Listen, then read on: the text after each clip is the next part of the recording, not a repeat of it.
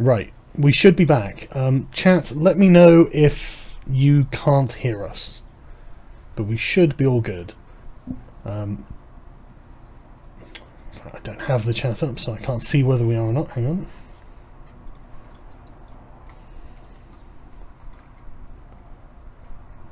Right. We should...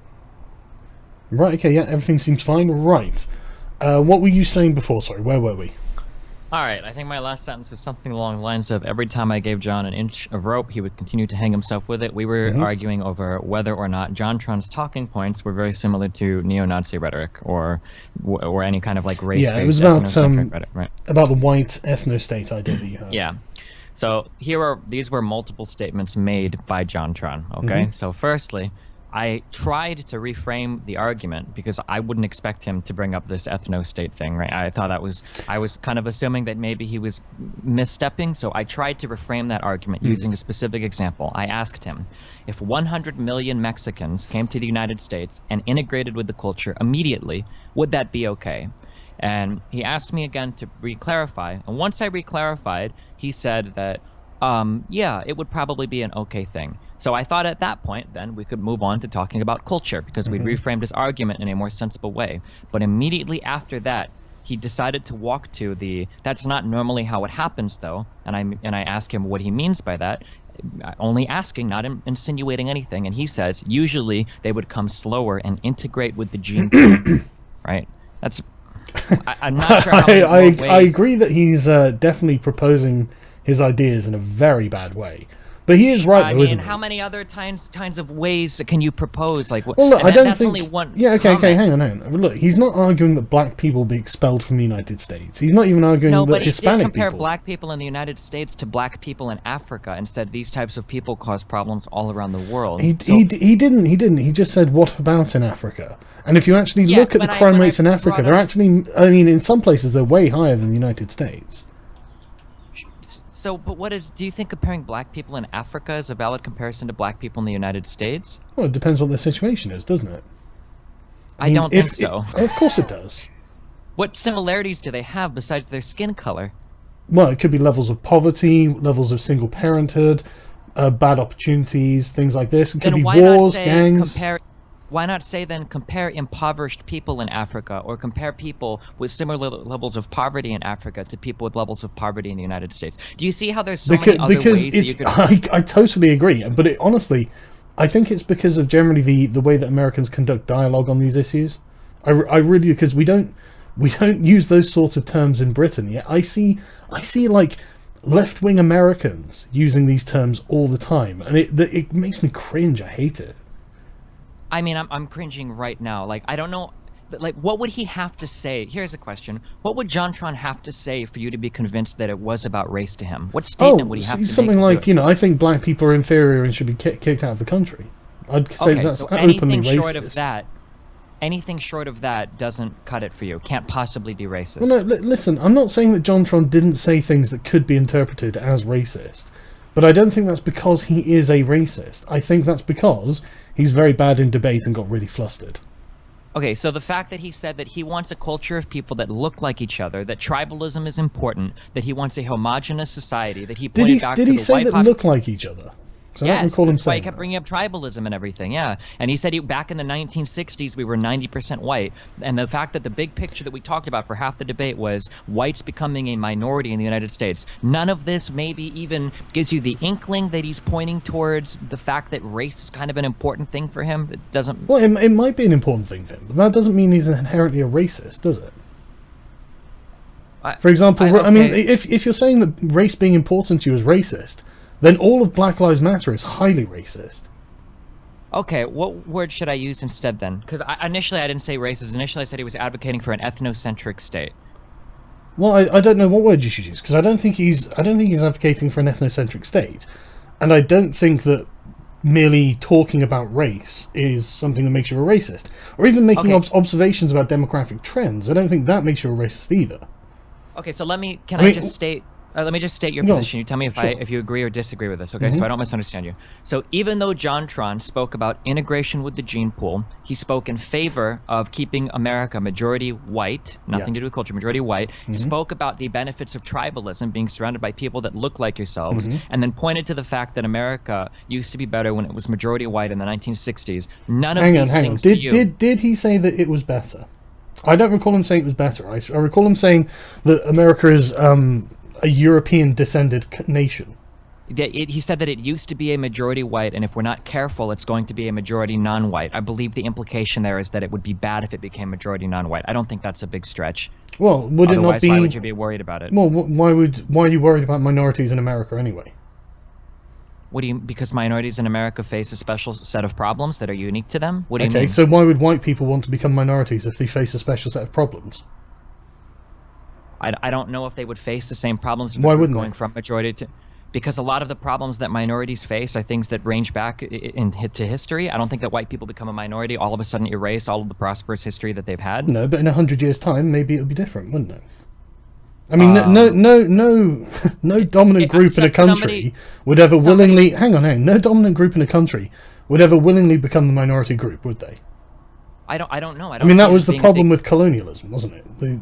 No, those are totally different times. You don't, no, I'm not saying they're not different times, but I'm saying that the problems are that when you have different people with different cultures and different attitudes arriving in different areas, you end up getting friction between them. And the thing is, there are so many other problems as well. I agree with you that JonTron was making a silly argument as well. I don't even agree that the way he was framing it and what he was saying, I don't even think this is something that is a good argument against what you were saying. I mean, there are far stronger arguments. But, okay, I mean, so do we want to go into that right now? Or? Well, are we not going to agree then that JonTron was pointing towards an ethno-state? We can't agree on that? No, because he wasn't saying there shouldn't be black people. He wasn't saying there shouldn't be Mexicans or Chinese or anything like that. He was really... His concern was the mass immigration from Mexico and the Southern America. And if he's correct on those numbers. I mean, if you look at the chart that he showed, I don't actually have it to hand, which is annoying. I should have got it. But if you look at the chart, you'll see that the percentage of black people and other remains relatively constant, but the percentage of Hispanic just is rapid increase, and that's obviously due to mass immigration. Okay, but every time I asked him to give a defense of why this was a bad thing, he would respond with race-related claims. Well, okay. He wouldn't go to culture, he wouldn't go to crime, he would retreat back to race every single time. Yeah, well, I mean, human beings are inherently tribalistic, aren't they? I mean, that's not... I mean, I don't know. Human beings are inherently a lot of things, but I don't know. Yeah, I know. But what I mean is they've inherently got in-group preference. So I can see why people would advocate for in-group preference, and I wouldn't begrudge anyone from anywhere to do that on any standard. I mean... Okay, but that's kind of hard to do in the United States when we have a multitude of groups here, and we've already included some people that aren't necessarily even included in other parts of the world. Sure. For instance, if there was a Slavic person in the United States, nobody would see them as a Slav, like they would in a lot of parts of Europe, right? Western Europe especially. But in the United States, they're just a white person, right? I mean, well, I don't. In Europe, we don't really distinguish a whole lot about the Slavs. Really? I hear really, really different things. Yeah, but who do you hear that from? I'll give it to you if you think so, but... Who do you hear... Yeah, but I'm just saying that as someone who lives in Western Europe. Sure, okay. I mean, if you want to say that, that's fine, but that goes contrary to every... I've never heard that in my entire life. That nobody in Europe makes fun of Slavic people, or... Oh, no. We make fun of everyone. I mean, it's never based on Slavic people. It's always based on nationality in Europe. But we make fun of everyone. You know, everyone has... fun made of them based on their national characteristics. That's just something that happens in Europe. This is exactly what I mean about the race thing, right? You instantly racialize something that isn't actually racialized here. It's nationalized here. You know, people do it on national culture. That's the difference. I'm sorry. Yeah, but what you just said is it's very different in America. This is why we have very different cultures. When you say race and then you say, well, it's not about race, it's about nation. In America, all we have is our nation, right? So like in Europe, you can talk about, French people are from France, right? Italian people are from Italy, German people are German, Polish people are Polish. In America, we don't have this culture like American is, white person from Germany. Like, that doesn't really fit Yeah, of course. in terms of how we define our, unless you're literally talking about like Native Americans, right? Like, No, I wasn't. This is probably one of the reasons that you racialize things, right? So, and it's probably one of the reasons you don't do it via state. sure, to, but I to mean, maintain the I- sort of again, cohesion of the United States. to reiterate, I tried really, really hard multiple times to get away from the race thing because I didn't want to take up that argument. Multiple times I tried to back away from the race thing, and JonTron kept diving back in head first with the gene pool, with the tribalism, with the everyone looking alike, with the with the homogenous society. Okay, well, I have to say, I watched the stream obviously, and it seemed that you were happy to entertain the arguments. So No, I didn't want to. That's why I Okay. gave the Mexican example to move away from it. I specifically said if people integrated with the culture immediately, would it be okay? And he was like, yeah, that would be fine. I was like, okay, well then let's talk about culture. That's what I wanted to, because personally, I don't like arguing against the race realists, because when you start arguing against people that are actually racist, those are very difficult arguments to have for or against racism, because you have to get very, very deep into philosophy at that point. It's a much different discussion. So I would prefer to talk about things like culture. But JonTron was the one that kept diving back into the race thing. Right, that's why we talked about whites becoming the minority, and you even seemed to kind of want to take up that argument earlier. Well, where you're like, we well, can they wouldn't want to absolutely become take the up that minority, right? argument. We absolutely can take up that argument if you want. And I mean, you've already said that being a minority isn't usually advantageous. So why would Not anyone want to because become you're a- one? But being a minority isn't disadvantageous because you are the minority. That's not how that works, right? Typically, there is a whole lot of history leading up to that. I actually For example, disagree. I actually completely disagree with you. I think it's disadvantageous because you are the minority. okay, then why do women face disadvantages in the society when they're not minorities? I don't agree that women face disadvantages. Okay, how about 100 years ago? Why did women face disadvantages in society even though they weren't minorities? Because we had a much more regressive society back then. Okay, But so then here being a and minority. now, I don't agree that they do. Okay, then why is there such a massive misrepresentation in earnings or in representation of women in certain fields or jobs? Individual choice. Okay, we've touched on this argument before. I don't think we're ever going to agree. I mean, I don't think we're going to agree either. I mean, all I see in society are various systems designed to benefit women, and for some reason, and I'm not even bothered about the reason. Women can choose their own destinies as and when they. Why have they as been they will. choosing? Why have they been choosing more and more to get into different sciences over the past 20 or 30 years? Have women just evolved biologically like that, or what? I have no idea. Why do they? I don't know. It seems to be heavily influenced by the culture. There's undoubtedly a cultural aspect, but I mean, did you not see so the? there is Hang on. Did you not see the documentary on the Norwegian gender paradox? No, I didn't. Oh, it's really, really worth checking out. But basically, Norway is the the typical Scandinavian model of gender equality, and yet women still overwhelmingly refuse to do things like construction work and whatnot, and men overwhelmingly refuse to be midwives and nurses and things like this, even though they've got every incentive in the world. They're as gender neutral as you're going to get. Even then, men and women just happen to choose different professions, so maybe it is evolutionary. Sure, I don't deny that they're in a perfectly balanced world. I think that you would still see some disproportionate amount of gender selection for certain disciplines, but it is undeniable that in the United States over the past few decades, women have overwhelmingly been have higher representation across multiple disciplines in school and multiple types of jobs than compared to in the past. So it would seem like Sorry, hang culture on. Before you, sorry, Yeah. I don't think I understood that correctly. Can you So- repeat your argument for me, please? So women have a much higher representation across a multitude of fields than they did 20, 30, 40 years ago. Yeah, but that's because you have Right. things like quotas, affirmative action, and mass campaigns to try and encourage them into these fields. Okay, so you think that the only reason why women are choosing to be more involved in sciences and engineering is because they're being forced into it? It's No, not I don't because think they're anyone's making- being forced to do anything. I think they're being Okay, so then- encouraged. Okay, so some encouragement is starting to balance out, the representation of the genders in certain fields. No, I So that disagree. I seems- disagree with the framing. I don't think it's about balance. Okay, can you frame it for me then? It Yeah, sounded like you were saying that they were it's encouraged, encouraging so more of people them who are- might otherwise not have been interested in going into these fields to be interested in going into these fields by appealing to them like any advertiser advertises anything else. And that's you're effectively, if you were to like talk about this from a corporate perspective, this would be the sales you would be seeing, women going into these fields. This is an increase in sales because you've targeted specific demographics. That's what happens. Okay, so do you think that there haven't been these same encouragements for men for all of human history? You don't think that men are massively encouraged to take up these certain disciplines? Some disciplines, yeah. I mean, men are, traditionally anyway. I don't know about now, but like traditionally, there have been certainly been occupations where men have absolutely been encouraged, often by like millennia-long traditions, such as to be a soldier. Okay, I'm not talking about the ubiquitously bad traditions like being a coal miner, being a soldier. Okay, I'm talking about things that people wanted to. Actually. Okay, all right. You brought up soldiers, so I wasn't sure if you were headed. Well, that was just one. That was the most. That's the most obvious example, because I mean, like, every culture has heroic traditions, which is deliberately designed to incentivize young men to want to fight and to defend what is theirs, because in the past they had to do that. I mean, they still have to do that now, to be fair. It's just we're a lot more civilized about the thing. But there are occupations that not designed, but that are just culturally more male focused, and there are occupations that are culturally more female focused. Okay, so let me go back and connect the dots from your statements. Tell me if you disagree with any of the things I've said, okay? So women are being represented more across many different fields today compared to what they were 20... No. The word representative is entirely misleading, right? These women don't... there's a higher hang on. I think it's worth hammering this out, though, because these women are not representatives of other people.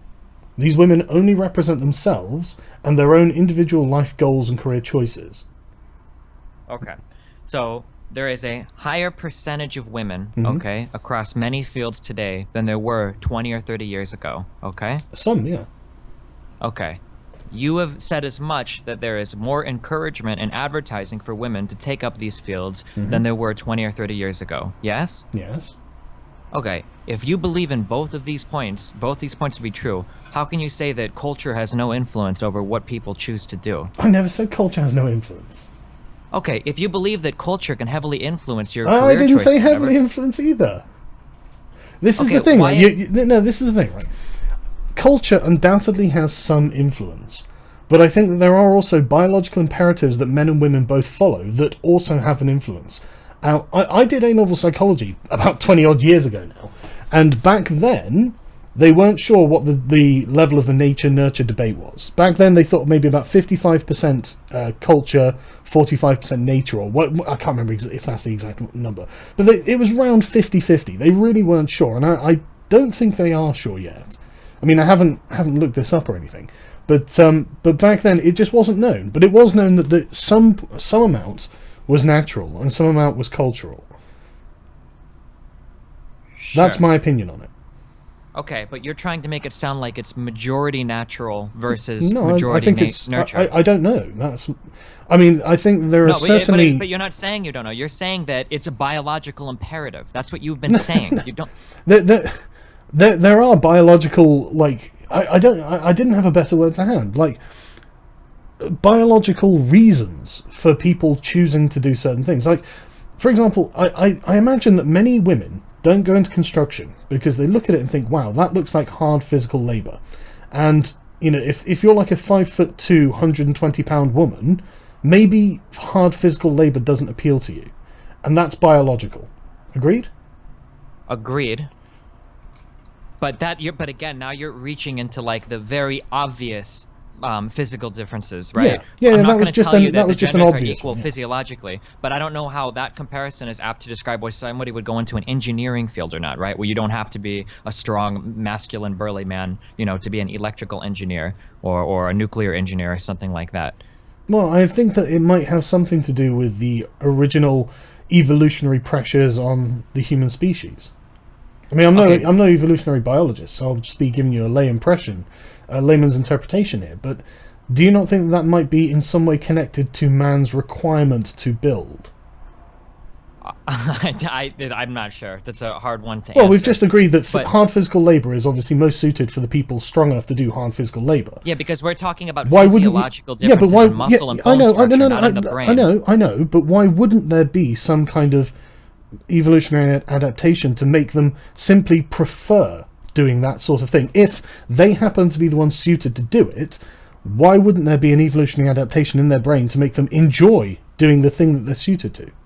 It's possible that that's true. And Well, I if we think it were might be, 30 yeah. years later, if we were 30 years later into encouraging women to become more interested in other disciplines and that number hadn't moved at all, I would be 100%. Yeah, I know, but that's why I agree. brought up the Norwegian gender paradox, because I mean, I can't remember Okay, how I many can't years. speak It's not to the 30 Norway- years. I- Yeah, I know, but I can't- can. That's the thing. I'm telling you something you don't know. That's my point, right? So Okay, what I'm saying is, then I'm telling you something that you don't know. Okay, go The on. representation of women in, I'm sorry, I can't say representation. The distribution of women, or the amount of women that are in these fields, okay, is much, much, much higher. Sometimes doubling or tripling from 10% or 5% up to 30 or 45% than it used to be a long time ago, right? You have Yeah.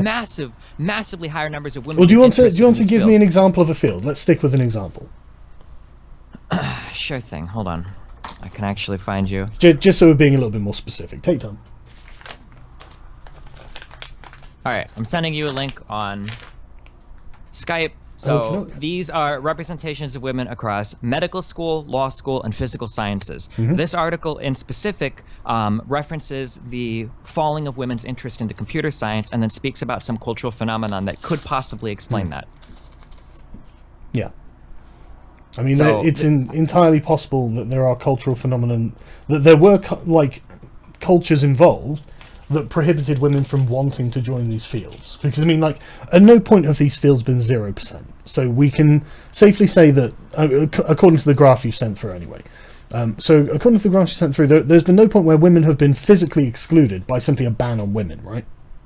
But that's not how society works today. You don't No, need no, a I'm not. physical I'm not suggesting it is, but what I'm saying is that, I mean, there are going to be certain, like, cultures that certain people are not attracted to. You just happen to be picking women going into, like, law school and medical school, physical sciences, things like this. But I mean, there are certain cultures that I would be naturally excluded from on the basis that I don't like that culture either.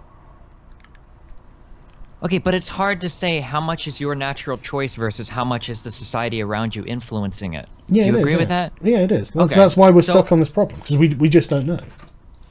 But we can point to research over time. If you look at this graph in the 70s, and we can go and find a multitude of others, if the interest in these fields of women was 5 to 15%, and that interest has gone up to be almost at parity with men, it seems like culture had a heavy hand in deciding who was interested in what. Sure, in these three fields, and it's got to around 50%.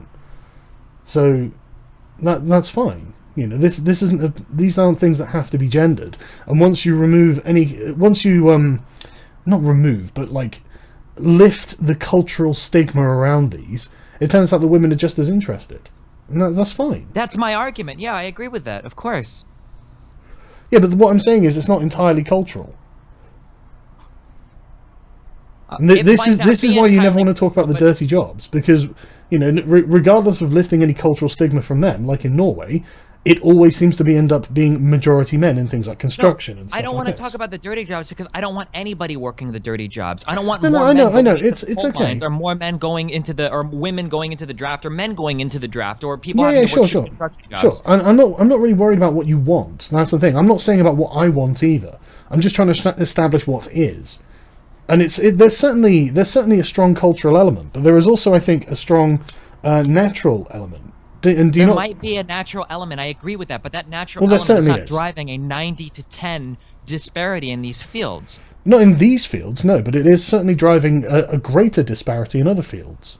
Sure, it might be, and there might be some fields, especially related to physical labor, where there will always be a great disparity. Not I'm just not physical denying labor. that. I mean, if you look at like architecture and stuff like that, it's you know, in many, and it's just more about what people are naturally inclined to do. And I think people should be, you know, enabled to follow their natural proclivities.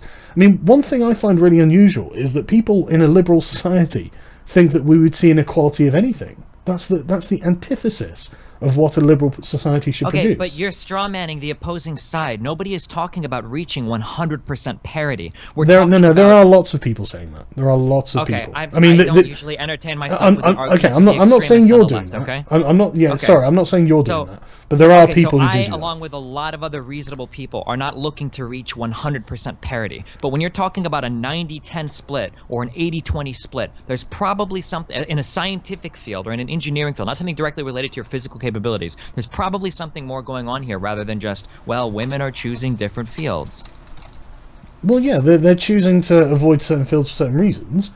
But what's the problem? What's the problem with, say, like midwives being 90% female? What's wrong with that? There is nothing inherently wrong with the job. We just want to make sure as a society that we're not trying to hardcore push people off into fitting particular gendered jobs. That shouldn't be our goal as a society. Because okay, but who's doing that exactly? Everybody in society. What do you mean? Movies, film, entertainment, radio, songs? Like, it's at every level of society. Is that because they generally represent the stereotypical view of that field? It could be. I mean, it's a cyclical thing. Society shows, or entertainment and media show us what society is, and then society becomes a reflection of entertainment and media. Like, that can be a two-way street, of course. I don't know. I think, does art imitate life, or does life imitate art? It goes both ways. Maybe to a certain degree, but I think the life comes first, and then the art comes second. To a massive degree. I was talking with somebody about this yesterday. Are you familiar with the show The X-Files? Yeah. Okay, that's a show that could have very easily showed two male FBI agents, right? Could have very easily been two FBI, and it would have worked fine. There's nothing that would have been. There would have been no romantic subplot between Mulder and Scully. That's one of the things everyone hung on for like 9 seasons until she got stung by a bee. But I'm just saying that it could have been two males, right? And it wouldn't have mattered. But there was a female. It would have mattered though. That's the thing. It would have mattered because you wouldn't have been able to have the male-female dynamic that they did have. So you're telling me that the X-Files wouldn't have been able to exist if that romantic subplot didn't exist? You're telling me it wouldn't have been able to exist if Scully wasn't Scully. She'd have to be a different character. So but what I'm saying is the show The X-Files could have existed without there being a female character. It could have been two males, it wouldn't have been the same show though. Okay, but it could have still existed. It could have been in a similar vein. Two people investigating paranormal activity, right? Sure. And isn't there like Supernatural or something? Isn't that? I don't know. I don't watch it. All I'm saying is that the fact that Scully was in that show served as a major instigating effect of a lot of women going into different scientific, FBI, and otherwise related fields. It's called the Scully effect. There were a ton of women, and it was actually like a traceable thing in society who were encouraged to take up interest across these different fields because they saw a woman on the screen who was, doing these things. Okay. I'm sure that there were. Okay, so this is an example of where if the X-Files would have been about two men, and I would make the argument here, well, what if the X-Files had a woman in it? Somebody in your position would make the argument, well, why do you have to force women in it? Don't you think people just want to see men on screen? Right? That would be kind of like, I feel like that would be a similar argument thing. Like, well, you don't have to force something on screen that's not natural. You don't have to force somebody to change the way. Yeah, but I'm not arguing against the plurality of media. I absolutely think there should be. Okay, but earlier you were saying that all media is just a reflection of society, right? Well, Scully, as an FBI agent and a scientist, was kind of an odd one out. That wasn't very common that women were that interested in those topics, at least 20 years ago as compared to now. Yeah, I'm sure it wasn't that common, but there's been nothing stopping women from becoming FBI agents. But there has been. It's a cultural thing. Yeah, but that doesn't stop people because there are always a percentage of FBI agents that are women. It's a disincentive, I will grant you, but it doesn't stop anyone from doing anything. Okay, it is a disincentive then. If you massively disincentivize certain groups of people, you are less likely to see them choose certain paths in life. Can we agree on that or no? We absolutely can agree on that. Okay, then we have no argument. So the goal would be actually, the question is, what can we do in the service of this? Because I don't think coming along to someone else's culture and saying, okay, you have to change this culture so we can incentivize people who aren't part of this culture, I disagree with that. I'm sorry, are you saying that women aren't part of our culture? No. Okay, then where did that argument come from? What did that mean, getting people from another culture to come and tell us? No, not another culture. I'm talking about like subcultures. You get subcultures everywhere. Okay, are women a subculture in the United States? No, of course not. Okay, I don't understand where this argument is coming from or going at all then. Okay. For example, I'll use myself as an example, right? I'm not a nurse, and I didn't have any interest in becoming a nurse for a multitude of reasons, and one of the reasons was because of the way nursing is run. Now, there's nothing wrong with it. It works very well for the people involved, and I'm sure they're very happy with it, but it's not the something I want to do. I mean, it's the same with... the reason I didn't become a Wall Street broker is because I don't like the way that the Wall Street culture is. And I am outside of that culture, and I look at that culture and think, that doesn't appeal to me at all. I don't like the hyper-competitive nature of it. I don't like the sleaziness, the sliminess that seems to ooze out of it. Not for me. I wouldn't suggest that some other third party comes into the Wall Street culture and says, right, you're not doing this in the way that Carl doesn't like, therefore you have to change so he feels incentivized to join you. I don't think we're ever going to agree on this. You seem to think that every single agent in a society, even though you've admitted earlier that people can be disincentivized or incentivized to certain behaviors, you're giving me that every single person in society is this beacon of individual agency that is free from cultural influence. No, not at all. No, this is me expressing how cultural influence influences me. No, I'm literally telling you, the culture of Wall Street repels me. That's a cultural influence on me that means no, that's not a cultural influence on you. That is you objectively evaluating that you wouldn't want to be a part of Wall Street. That's not a cultural influence on you. But I'm looking at their culture and thinking, well, that doesn't appeal to me, therefore I'm not going to join. But you are making the decision as an objective beacon of individual agency. Yeah, right? Are you saying that women aren't objective beacons of individual agency? You're not analyzing culture's impact on you. You're saying that you, as a rational, logical, individual agent, can decide that you don't want to be a part of something. That isn't saying that maybe the reason why you're deciding that is because you weren't raised in a very ultra-competitive culture, or maybe you didn't have ultra-competitive pushes, and you're like, these are analyses of culture on an individual, not, I have decided I don't want to be part of that, so I'm free of the influence of culture, right? Earlier, you admitted that it is possible to disincentivize people from something, right? Of course, that disincentivizes me. Okay, so therefore, on the flip side, it is also possible to incentivize people towards things. Yes, I know. Right? Hang on. Yeah, okay. I agree with you what you're saying, but I don't think you understand what I'm trying to say. You don't have the authority to determine who should be incentivized in any way, shape, or form. It's not your responsibility. But listen. It's not your responsibility. It's not the government's responsibility. It is literally nobody's responsibility to try and incentivize other rational human beings to do things that they otherwise would choose not to do. Okay, but the thing is, the things that you choose to do are heavily tied into what the society that you lived in. It's almost completely determined. So whether or not there is a government or somebody else... Okay, look, it's not deterministic. It's influential. Sure, it's heavily influential, massively influential. Nobody today chooses to pick up a spear and go hunt in the plains for food and to live on, personally grown crops and Society has a very heavy influence on what we choose to do as people, right? Regardless of whether there is some agency telling people how to influence people, it happens, right? When you go and you play games where every lead character is a male protagonist, or you watch a movie where every single lead character is a male protagonist, or you listen to media or, like the radio or songs where every single singer is a male singer, male protagonist, and like every form of media, right? This has an influence on people over time, right?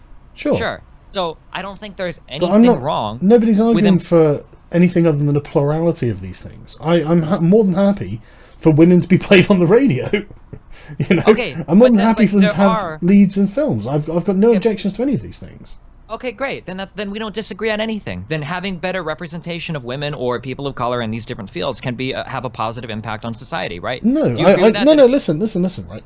Again, you say representation, but you mean like just a raw number.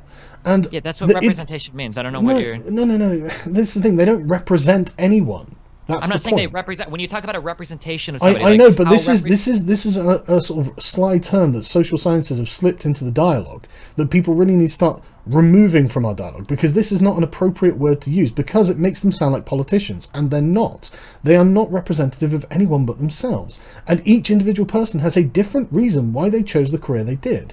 And I'm fine with making it so that people don't have some sort of thick cultural atmosphere around a certain profession that might otherwise disincentivize them, to create some sort of corporatized office world. I'm actually okay with this. I don't like it, but I understand why people do it, and I don't have a particular problem with it. And I think, like myself, you should always opt out if that's what you want. But Sure, that but doesn't right mean... now there exists a very heavy culture that heavily incentivizes men towards certain roles, and the goal is just to make it so that both sides are incentivized just as much, Look, not to disincentivize people towards things. Yeah, but but to give people... I've already said you're not allowed to incentivize people. You What can do you remove mean? disincentivizing factors. But if you already want. incentivize people. You're not in control of what incentivizes people. You don't know. It doesn't matter if you're in control of course it or it not. does. It happens. Yeah, but it happens naturally. It happens homogeneously. Like, Slavery happened naturally. No, it That's not a good didn't. argument in favor of it. no, it didn't. Slavery didn't happen naturally. It was a social construct. Okay, and you don't think that do you think that being an architectural engineer is a natural thing that people choose in the wilderness? I These never are all said it social was. constructs. I never said Then they weren't. You're implying that slavery was a social construct, but none of the career choices that we make aren't social constructs? what- What was the point of saying that? Why did you bring up slavery? What's it got to do with any of this? Because you're making it sound like because you keep trying to be favorable and saying that, yeah, society can influence us, but then you keep jumping back into this, well, everything is natural, everybody chooses things naturally, everybody Yeah, but there are chooses lots things of things that influence us. There are lots and lots of things. You can't just say, okay, well, it's these two things. I mean, there are lots of other things that influence us. Negative and positive events in our lives influence us. Okay, but this is the point. This is the point. It's not all encompassing. It's not all deterministic like that. People may choose to do many different things for many different reasons, and I agree that the barriers preventing them should be removed, but that doesn't mean we then need to start pushing people. Just because there are no barriers there now, that doesn't mean we need to shove people in any direction, even if it's using really soft power, like cultural pressure, because that is just the same as keeping people out, just from the other direction. Okay, what barriers existed to women going into law school, medical school, or physical scientists from the 70s to today? Let's say boys' culture. The sort of old boys. Wait, sort of so club. culture did influence it then? Which Yeah, of is course it? it did. Of course. Okay, look, then we don't disagree. Listen, then it's not culture one has or a the heavy other. influence on what people No, Steve, it's not one or the other. It's both at the same time. Okay, but women's representation in these fields went from 10% to 45%, Sure. not by genetically re-engineering women, I agree. but by changing the culture. Yes. Then what do we disagree with? We disagree with the methods, right? I We didn't agree. remove No, any barriers from women getting in. Of We course. just encouraged it more in culture. Yes, I know, but part of encouraging it more is disencouraging having an exclusionary attitude within these sciences. For example, there was what was the name of the chap who he was in a conference, a scientist who was in a conference in South Korea, and it was a women's conference, and he made a joke about him being an old sexist dinosaur who doesn't want women in the lab and things like this, right?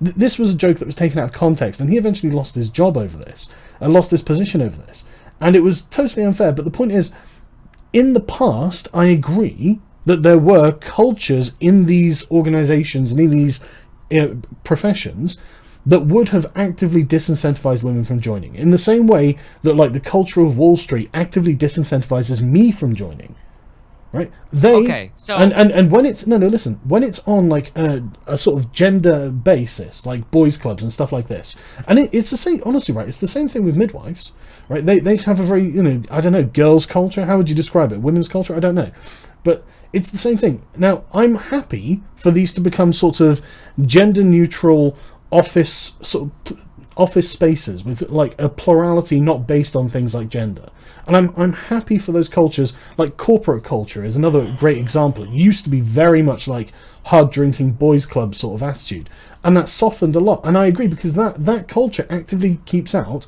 half of the population. But now we don't then have to say to anyone, you must do something. You should be in there, because that increases representation. We don't need to do that. Now what we need to do is leave people alone and let them choose the careers they want. Okay, so if you have no barriers to entry for women to go into a certain field, like being a doctor, there's nothing keeping them from doing it, okay? There's no barrier, there's no boys club or somebody keeping them out, right? And then you look to TV and film, and every single doctor you see is a male. Every single doctor there is a male, and men currently are massively overrepresented in the medical field, all right? Hang on, no, they're not overrepresented. Oh, I'm sorry. are over. Can you give me a term to use instead of this? Yeah, I know that. Well, I know we need a better one. They just Well, make no, up the that majority. is the term that everybody uses. That I know. is accepted when talking about stats. But what term would you want me to use? Just say that men are the majority of doctors. Okay, if men are massively the majority of doctors, and you see men in TV and film always being doctors, and every time there is a large doctor, every time there's a house MD, or there's a whatever TV show, always are male doctors, do you think that women are going to be inclined to choose fields that are constantly shown as being men fields in all of the media that surrounds them? No, but I don't think women are ever excluded from being a doctor on TV. And I'm not talking about excluded, okay? And yes, for a long time, most Yeah, but that's not where we live now. We don't live in that time. Maybe not exactly now. No, we don't at all. I mean, there are female doctors on TV. I mean, we're talking about Scully, and that's from my childhood. You know, that's okay, old. So then you agree with me that having people like Scully on TV can help incentivize women towards moving towards those fields. It can, sure. I'm not saying it couldn't. Then what do we disagree on? We disagree on the fact that we need to pressure people to do anything. When it's not about pressuring people to do anything, it's just showing people in those fields or in those roles. It's not about pressuring people. Nobody is saying that. We do that. We have a plurality of all of these things. Okay, but we've been doing it harder over the past 20 years than we were in the 50s, 60s, and 70s. Well, right? Yeah, but then I don't really want to live in the 50s, 60s, and 70s. I don't agree with the way they did. So then the amount of the number of women in these fields has gone up as culturally we have shown women that they can be a part of these fields, correct? Yeah. Okay, I don't. So I'm sorry. One more time. What is it that we disagree on? Right, okay, we disagree on the fact that we need to push people into it, which is certainly what the left is doing these days. I'm not saying you specifically, but I mean, you must... What do you mean by push people in? Well, okay, like things like quotas, things like affirmative action, things like campaigns. We see these all the time, like active... I mean, like literally, the UK government had a This Girl Can campaign. And I was looking at this thinking, wow, if I was a woman, I would find this the saddest thing in the world. You literally just said that seeing women in these positions in culture can influence more women to take it up. And this now wasn't in culture. This woman... No, this wasn't in culture. This was an organised government attempt using taxpayer money to get women to play football. And which is part of the culture. No, it's not. Right, well, okay, playing football is, but an organised government... No, listen, a government campaign is not part of the culture. It's actually... No, of course it's not. If it was part of the culture, they wouldn't need to do it, because the government would be like, oh, we're getting everything we want. The reason they have to do these advertising campaigns is to go against culture. Okay, so to go against culture is to be counterculture, which is to be part of culture. Yeah, but I don't think the government has any business trying to influence people in that manner. Okay, in the United States, very few people smoke today because as part of our culture, smoking is just kind of gross. This is in a large part been instigated by the government, banning different types of political advertisements, making certain... So government can definitely have an influence on culture. I know it can. I know it can, but I don't think it should. Okay, those are two different arguments then. If you don't think that it should, sure, that's a valid argument. Yeah, and then that is my argument. Yeah, I'm not saying it can't do anything of these things. But I'm saying that it shouldn't, because as soon as you open the door to, well, why doesn't the government just manipulate the culture of its country? Where does that end? What is the argument for not doing it? You know? Believe it or not, because I'm big into capitalism and I like the free market and I don't like a lot of government intervention. Yeah. I agree with that. However, if another private company decided to start a campaign to encourage women to be more interested in being doctors, of course they can waste their money on whatever they like. You know, if you want to advertise to get women into being doctors, you can spend that money. If you want to advertise to get neckbeards into Wall Street, you can spend that money, and it'll probably have some sort of measurable effect. Okay, then we don't disagree on anything. No, not at all. But the thing we disagree on is the fact that you seem to think it's all culture, and it's clearly not. And honestly, you should really check out this documentary, the Gender Paradox.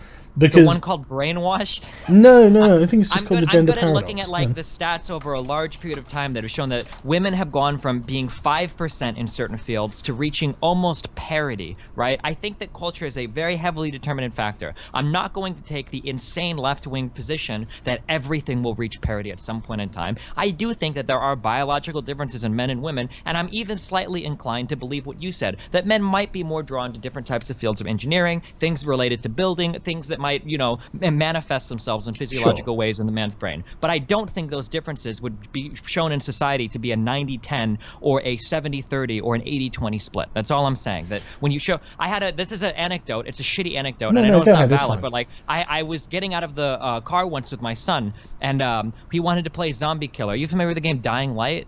Oh yeah, I love it. He wanted to play Zombie Killer or whatever. He wanted to run around and pretend that we were killing zombies. And when we got out of the car, he looked at my girlfriend and he said, "Hey, if you want, you can play with us too." And I thought it was a very strange statement for him to make. I was like, "What do you mean she can play with us too?" And he said, "Well, in Dying Light, when you go in the beginning, there's that girl zombie hunter, so Aaron can play with us too, right?" That's like one example out of like millions of different things that advertising can have an impact on somebody, right? Sure. If you're constantly seeing, I mean, the computer science thing, the fact that we see such poor representation of computer science is because it's one of the only fields that was heavily advertised to men growing up. Video games were targeted towards men. Most electronics were targeted towards men. Anytime, and these old, I don't know if you're familiar with old movies like Revenge of the Nerds, I think any of these, right? All of these are massively male-dominated. Okay, hang on. The thing is, the people advertising didn't have a desire to have it be men rather than women. You're focusing on intent rather than on the effect. Right? Yeah, but you're speaking. But what you're saying, there's a direct implication that, I mean, they advertised it to men rather than women. Okay, why would they do that? I don't know. There's a multitude of reasons, but I'm not. I do know. So, I mean, if you don't know, that's fine. But I'll tell you why. And the answer is very simple. It's the same reason that Lego decided to stop their gender-neutral advertising, and they also started advertising towards men. The answer is that men were more receptive to what they had. Okay, that's very strange because up until mass marketing occurred for electronic products, it seemed like women were increasing in representation among computer science fields along with every other discipline. But then that dropped sharped off as soon as those things started to become available in the household. Yeah, but that's because these things changed, didn't they? Well, but they didn't in medical school, law school, or physical sciences. It only did in computer science when people started to advertise these only to men. Yeah, but the medical, law, and physical sciences haven't really dropped significantly. What do you mean haven't dropped significantly? Well, I'm looking at your chart. If you look at the medical school, law school, and physical sciences, women it's been a fairly constant growth upwards. Whereas in computer science, it got to around 1980, 1985, where home consoles began coming out. I mean, if you were to chart this along the sales of consoles, you would probably see a sort of like a crossover on the graph, as women's interest goes down. Yeah, that's the whole argument that the article is making. Of course, that as soon as people started to heavily market towards men, rather than keeping their marketing gender neutral, when they started to heavily market towards men, you saw women interest in the field drop off, which kind of shows that men and women have different interests. That's what it shows. No, yes, it does. No, that's what it shows. Opposite of no, it doesn't. It doesn't. I promise you, it doesn't. The article is literally about that. Look, right.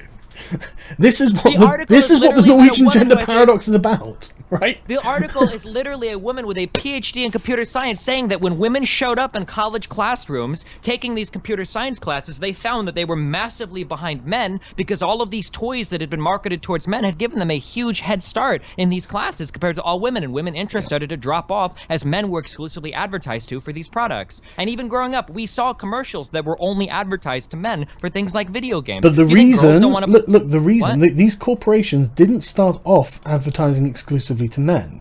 The reason for they the computer stuff they did. Okay, take the Lego example then. That is the single best example of this, right? In the 70s, the Lego's advertising was totally gender neutral. And then, as soon as they started realizing they get the numbers back and, more boys are buying this than girls, they start marketing to boys. And the more they market to boys, the more sales they get from boys. And as soon as they try and literally this happened like only about 10-15 years ago, where they were like, right, okay, our market share from boys is fantastic, we huge sales, but we're not selling to girls. What are we doing wrong?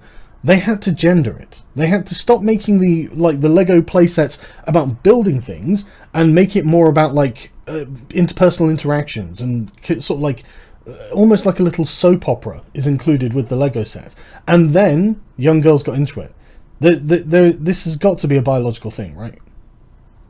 I mean, I don't know. Every piece of evidence that I shows me completely differently, but I haven't watched the Brainwash documentary yet, so maybe I'll come to a different conclusion. Well, maybe honestly, it's a real thing. They just can't explain why women would choose different professions that men otherwise choose.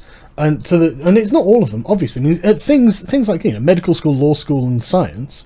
Why would that be either way? I don't see why that would be gendered in either direction. That's just for whoever's interested and is smart enough to go into these fields, surely. But when it comes to things like toys and Legos and stuff like this, there are very clear gender divides. And it's really, I think is, people always treat this like it's sinister. It's just personal interest. Nobody is treating it like it's sinister. No, not you, but there are lots of people things, treating it like it's there some might sort of patriarchal be, but I'm not conspiracy. talking about the intent. I'm talking about the cause and effect. All right? I don't Sure. care about the intent. The intent is irrelevant. Even in law, the intent is irrelevant. You're looking at the effect. Okay, right? so let's sum it up then. I mean, I think that, like going back to my A-level psychology days, I would say it's probably about 50-50 culture and nature. And you think it's more than that? Or? If it's 50-50 culture nature, why did women's representation go from 5 or 10% to 40 to 50%? In what? Sorry.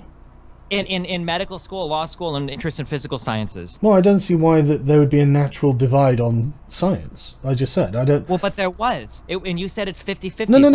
Listen. Divide? No. Well, it's not, is it? I mean, 50% of people going to medical school are now women. Then that shows that there's not any particular natural divide there. Proportion of men and women is about half and half. But if it used to be 10%, then there was probably a like cultural factor. Yeah. I agree that there are certainly cultural factors that can influence, but it's not only cultural factors. All right, I think that okay, I think we should we change subject, because I think we've made our points clear, and I'm sure that people listening can. I mean, but honestly, I really do think it's both.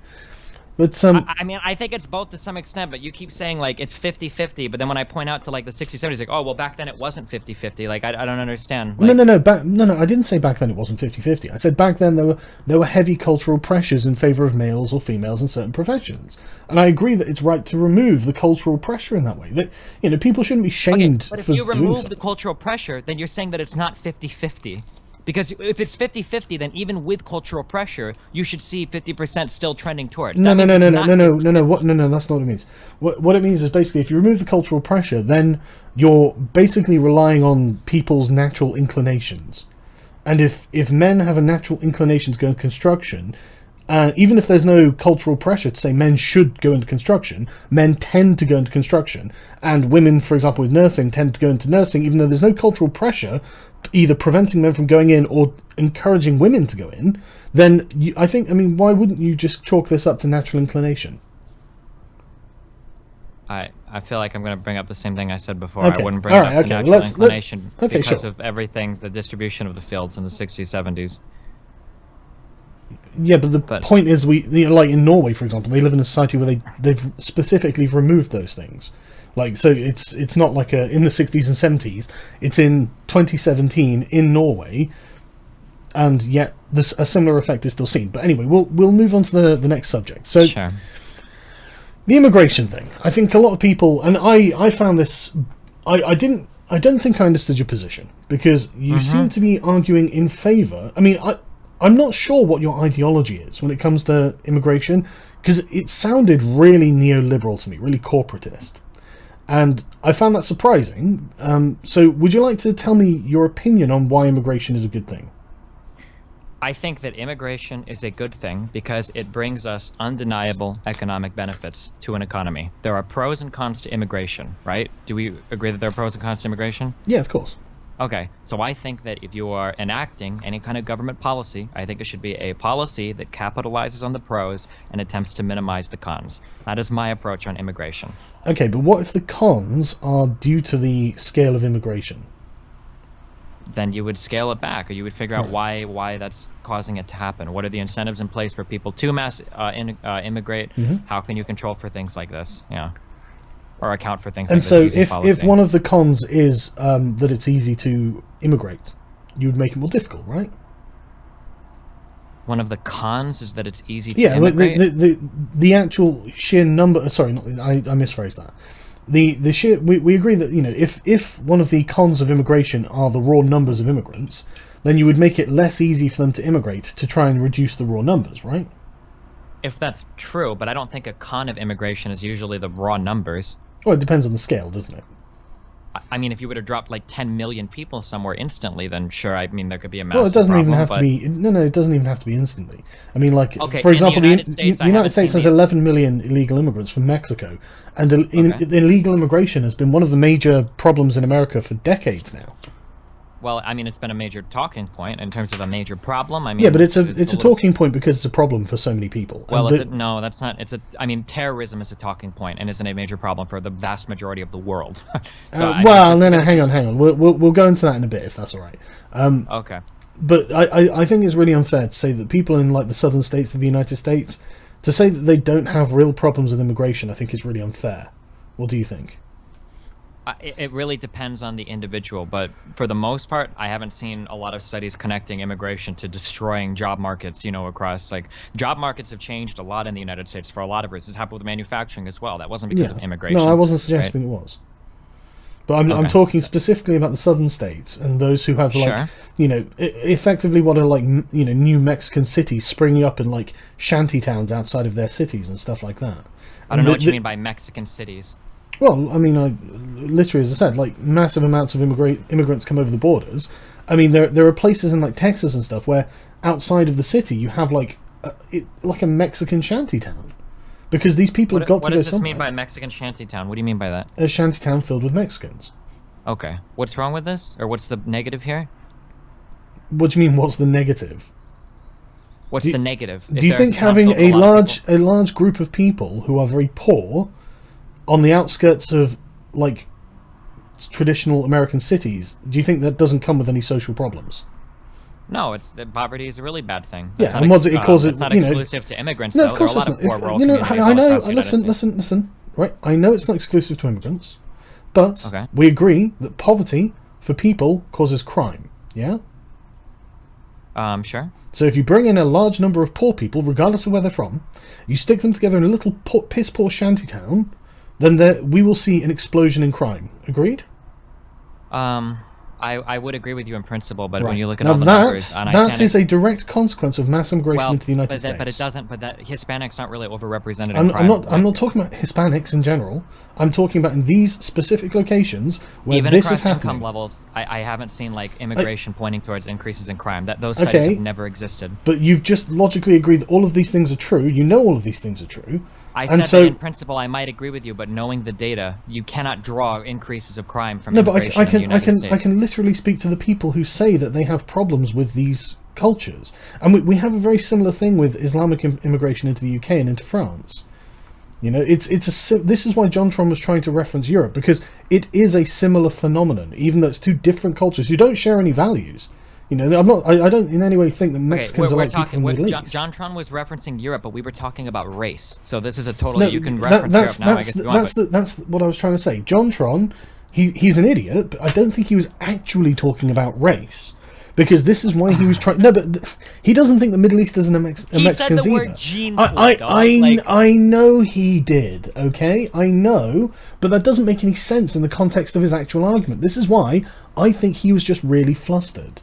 And the arguments of tribalism, it doesn't make any sense to Yeah, but tribalism isn't based on race either. You know, I mean, like there will be plenty of British people in Spain who are Welsh and Scottish and Irish, but that doesn't mean that they're not tribal to being British. I wish on an alternate timeline, I wish there would have been a video of like Obama talking about the black gene pool or keeping black people looking like all like each other. And I wish I could have seen a video of you responding to the things he said, because I guarantee I would have done, yeah. the people on your side would be furious. No, hey, dude, I'm not saying that those arguments aren't bullshit.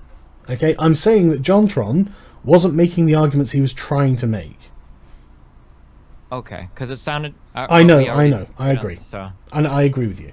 But this is what I'm saying. He's a bad debater because he's never done it before. And you're not a bad debater. It's not about being a debater. I'm not debating. I'm usually just asking questions. Yeah, I know, but it is. You know, when you're in a public forum. The reason why I initially talked to him was because he was getting mad that white people were being outbred in the United States. Well, I mean, we've already agreed that being a minority in the United States is a bad thing. So we didn't agree on that. No, we absolutely you did. did You not. said it. You said we it. didn't. You were the one who said that minorities face problems in the United States. Yes, but not So because they're minorities. That's why we got actually, I think it is because they're minorities. No, it is because they're a minority. Like, for example, okay, listen, United right? States are Listen. a minority. Do you think? It's the status of being a minority that's the problem for them, I think, isn't it? No, it's not. So it's what, they're black? No, it's the Then history. Yeah, but that's because they're a minority. The history is like that because they were a minority. At one point in time, they were targeted with government policies to disenfranchise them. And now, 60, 70 years later, this is what we have as a result. If you are in an advantageous position... I don't think that's true, actually. Right? And I think you don't think that there was government policy that No, targeted minorities? I didn't say that. I said that I don't think that the consequence of and this is why I say, when you say blacks in America, that's an inaccurate statement. What you mean are poor black communities, can we call them ghettos, or is that offensive? Ghettos is fine, but I am talking about all blacks in the United States. But you're not discriminating between different types of black people? I mean, depending on the... For example, Nigerians, 80-something% of Nigerians who go to America have a degree. Okay. So I'm talking about blacks as a whole group of people. Yeah, but they're not a whole group of people. That's what I mean with Americans and racializing things, right? What you need to do is speak to low-income blacks, and not even all low-income blacks. We're talking really about low-income blacks in certain areas like Detroit and Chicago and stuff like this, where they have massive gang problems, massive amounts of crime, massive amounts of murders, totally disproportionate to blacks in other parts of the country.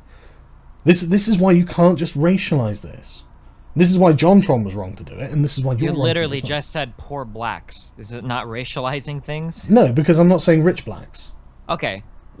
First of all, tell me what context first you want to talk about in regards to blacks, and then I can tell you if we can talk about them as an entire group of people or as a socioeconomic class. Because when you're talking about things like the penal system, these are problems that affect all blacks. Not just poor blacks, but all blacks.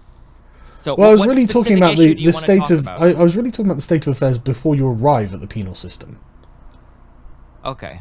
So the conditions... I specifically said these sort of cultures that they find themselves in locations like Detroit and Chicago.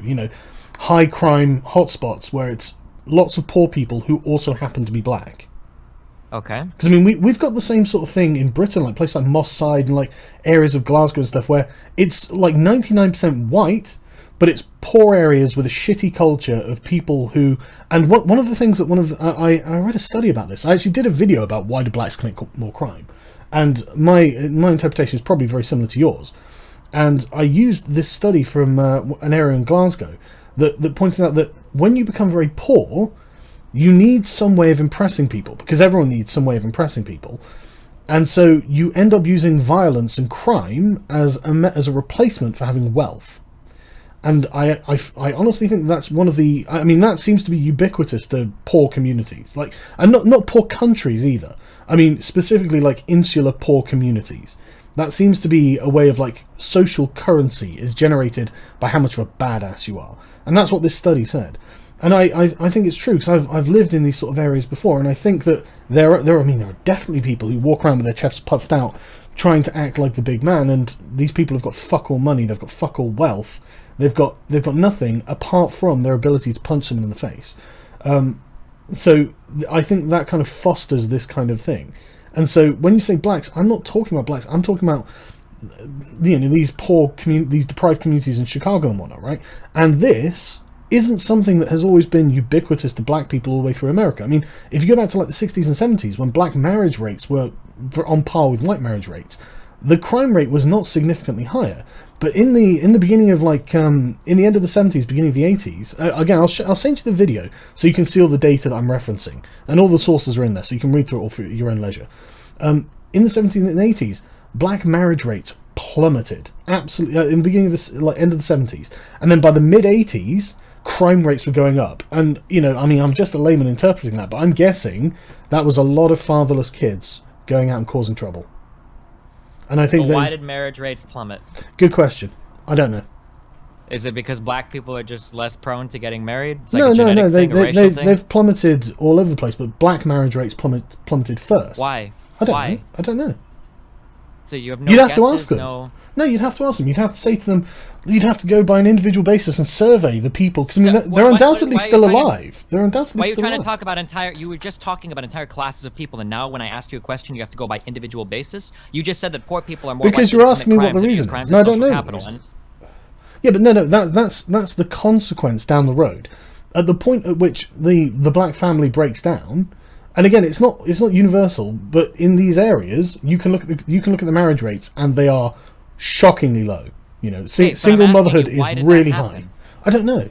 I don't know what that happened. So what is your guess? Well, I don't know. I mean, I could go to like an individual who would now probably be about 50, who in the 70s chose not to get married, and you know they'll say, well, I didn't get married for X reason, and someone else will say, I didn't get married for a different reason. I mean, we're talking about classes of people. We have to talk about stats, and we have got to talk about class influence, not but individuals. That's not how this works. Yeah, but that's my point. Ultimately, we are always dealing with individuals.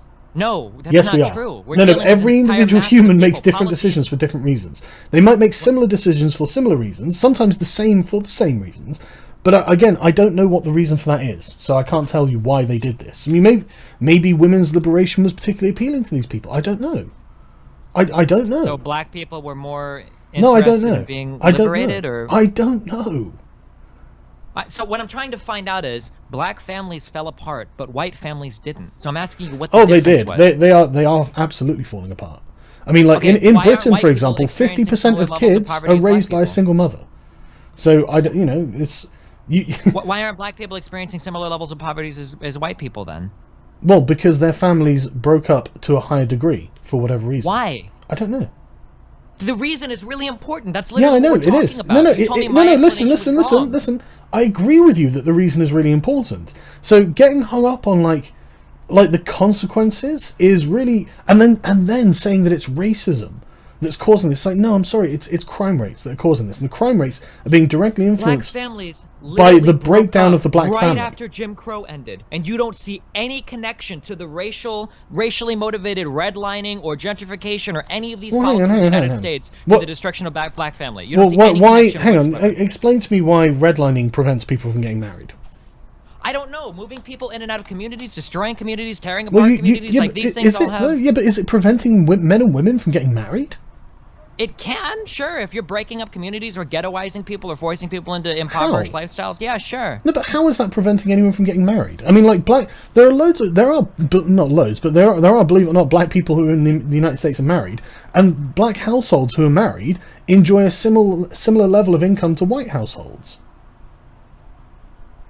So, I don't think you're arguing in good faith, dude. I can't. Fuck off, man. No, fuck you. Don't sit here and tell me I'm not arguing in good faith. Listen. I'm giving you stats and figures, and you're demanding I give you the reasons that I'm not a scientist. I don't know. You haven't given me a reason. You haven't given me a reason. I know. I don't know the reason. I don't know why. But don't sit here. Yep, I don't know why, but I'm not going to say that these things aren't real just because I don't know why they're happening. For fuck's sake, man. Come on. Why these problems happen? You go, well, I don't know. I'd have to talk to the individuals. These aren't individual issues. These are issues facing an entire class of people. There aren't individual. They are all individual issues. Having trouble with marriage. They are all individual issues. Has trouble with this, and I'm asking why, and you have no answer for me. No, I don't have an answer. Nobody does, and you're asking the wrong questions. But people have given answers. No, these are absolutely crucial questions. Because for you to come in and just go, well, black people need to get married. Listen, it's entirely fucking retarded. No, it's not. Have to find out why absolutely not. Hang on. Right, okay, calm down. Right. Let's calm down a bit. But seriously, don't accuse me of arguing in bad faith. Listen. That's a dick thing to do.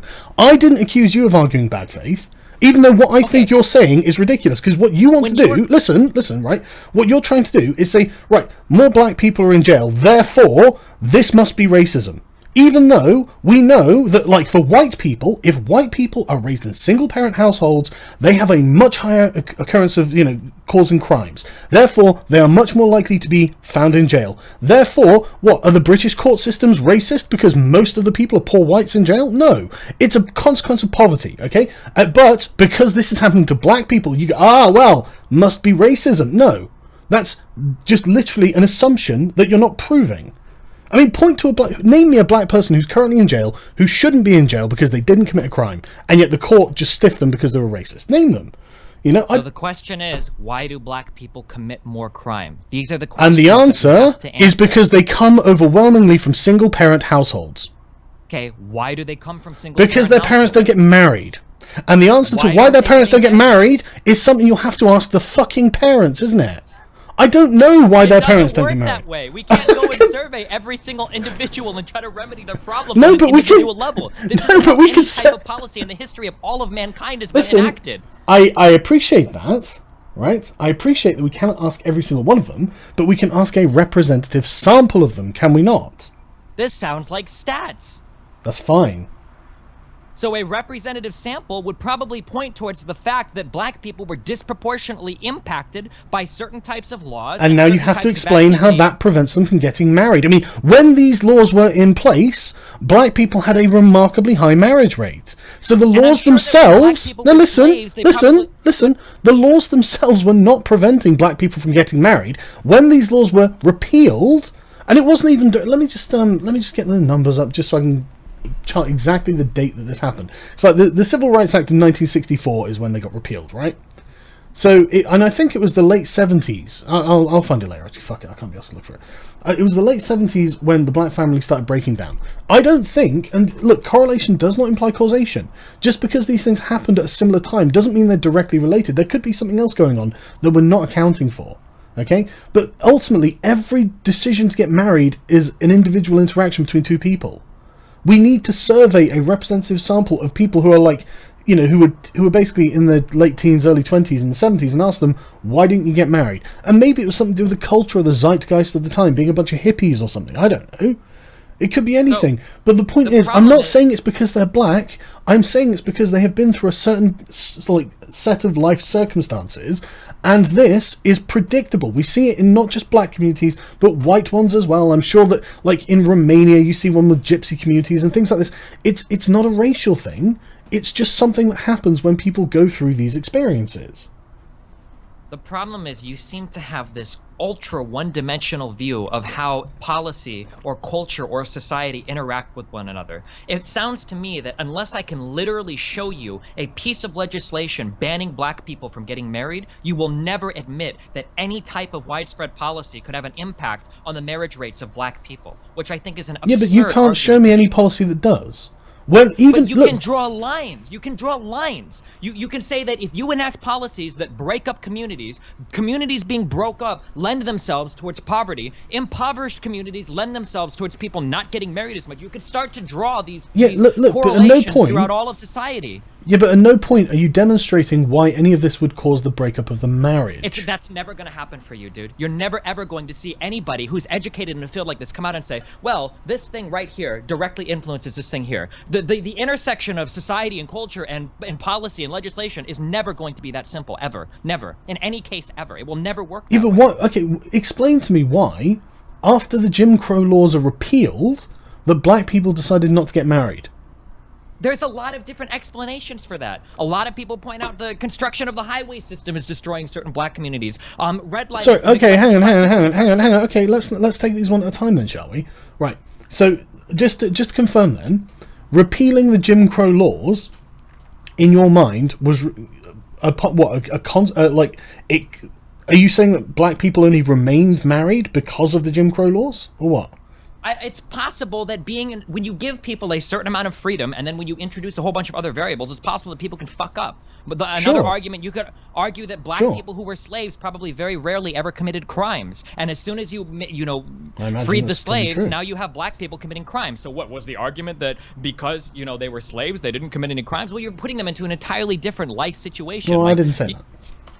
Okay, but I'm just saying, you're saying that, like, well, just because you repeal Jim Crow, it's going to impact, now people aren't going to get married. Marriage is a very complicated thing. This isn't a life thing that just happens when you turn 19. Right, I know. After, that's why you can't just expect to extrapolate a reason from a bunch of statistics. But that's what you're trying to do. No, I'm not. You're trying to do that. You literally demanded that I give you the reason, even though I don't know it. I just know the numbers. And the reason I don't know the reason is because I don't know the people. It's not about knowing the people individually. That's not how any of this works. If you're talking about something it doesn't work that way due to a paucity of information on our end. Ideally, the ideal situation is we would know the people. Okay, that would give us the exact reason. Amount of information. Yes, I know. The impacts of Jim Crow laws and gentrification and putting people into ghettos and having them be impoverished. I know there is, right? But none of those impact the marriage rate. Those things. The marriage rate is a different issue. The marriage rate was high under Jim Crow, so you can't say Jim Crow is responsible for breaking up the marriage unless you do actually think that repealing the Jim Crow laws actually broke down the black marriages. It's possible that repealing Jim Crow laws and then other types of discrimination encouraged black people into areas of their lives or life situations where getting married became less of a priority or less important to them or less likely to occur. Okay, that's fine, and I'm happy to entertain that, right? It could But be. no, listen, sound like, listen. I don't know. It could be that. Now, what exactly do you think supports that? The fact that when people do widespread analyses or studies on things like gentrification, you can find that black people have been specifically targeted by certain policies in the past that have focused on destroying their communities. Yeah, but that's the community as a whole, not the family unit, isn't it? Do you think the family unit is somehow, like, invincible from what goes on in communities as a whole? No, not at all. I think the community is made up of family units, but that's about splitting up family units, not splitting up the family. No, it's the dividing the units themselves into different groups of units, not splitting up the individual units. And the thing is, right? Okay, now let's just go on with let's say that there was some kind of government targeted policy that somehow got black people to stop marrying. Does that exist now? Probably not. Or maybe it does. I don't know. Well, let's assume that it doesn't, right? And listen, hang on. This is, I think, what Jontron was trying to argue. That he was when he said, like, with fixed racism, he means institutional racism, as in there are no laws saying black people can't do things, right? And I'm sure I can't think of a law that does. I mean, I don't think you can either, right? So, right now we see that. Let's just assume that there was, the things you're saying. I've got no evidence for it, but let's just assume they somehow contributed to the breakdown of the black family. They are not in operation at the moment, so what needs to happen now? I don't know. What do you mean, like in terms of government policy, or no, not in terms of unless you think there's a. I mean, maybe there should be government policies that incentivize black people to get married. Do you think so? It's possible, yeah. I mean, you could talk about the penal system. You could talk about the targeting of black people for things like drug crimes and whatnot over white people. Yeah, but you're looking at the consequences again. I'm trying. I'm actually way before anyone. I'm not looking at the consequences. Yeah, you are, because this is the consequence of these things. If you've got a legal system that disproportionately locks up black men, do you think that people that go to jail are less likely to get married? Yeah, but why doesn't it disproportionately lock up Chinese men? Because it doesn't target Chinese men. Why not? Laws like stop and frisk or the policing of certain ghettos doesn't target Chinese people. It targets black people. I don't know. Well, I do. I know why. Okay, why? There are much higher rates of crime in these communities. Why is it that when you survey people across the United States, you find out that white people use marijuana far more than black people, but black people go to jail way more for it? Because these communities are more heavily policed. Oh, so there's the problem. Yeah, but these communities also commit a disproportionate amount of crime. But we just said that in terms of marijuana. Yeah, but that's one crime, and a minor one at that. In terms of, say, violent crime, these communities are colossally disrepresented, and this is the problem, right?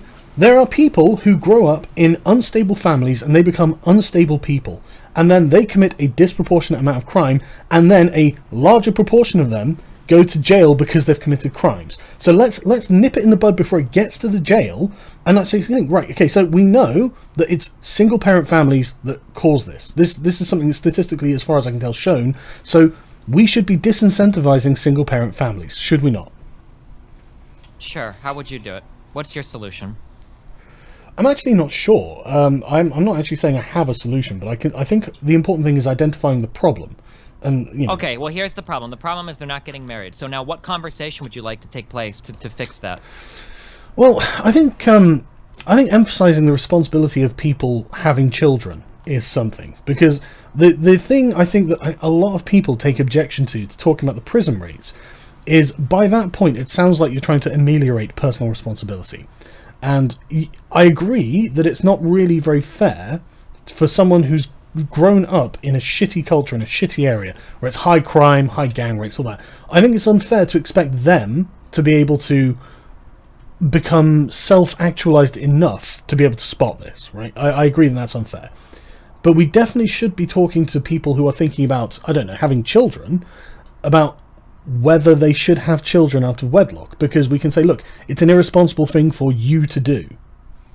And that's the man and woman, obviously, not, before we get anywhere near a criminal justice system. Let's talk to the people who are going to actually breed the children that will become, teenagers in a terrible community and then find themselves disproportionately targeted by the police because it's a terrible community and become just another statistic. I would like to avoid that. So we need to emphasize the concept of personal responsibility to young parents. Okay, how do we do that?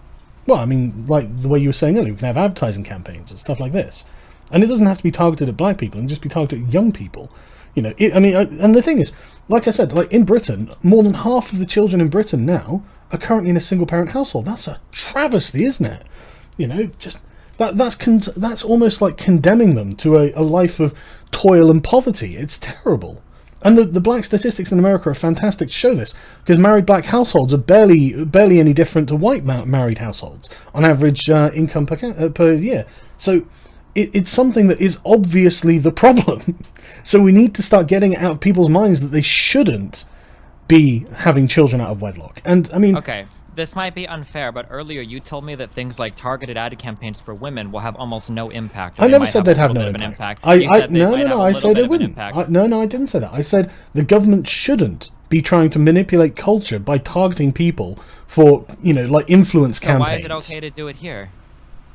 Well, because this is a real problem. I mean, what difference does it make if the percentage of female, like, let me just get your graph up. The percentage of women in law school is 15% rather than 35%. What difference does that make? Nobody's hurt. Yeah, but the representation. Yeah, no, that's fine. Okay, well, I've made the point about representation, but the point is nobody gets hurt from it. That's not true. Women that could be contributing in that field, or women that might otherwise want to go into it but are discouraged from doing so due to social pressure, might feel like they've lost out on it. Yeah, but they're not hurt by it, are they?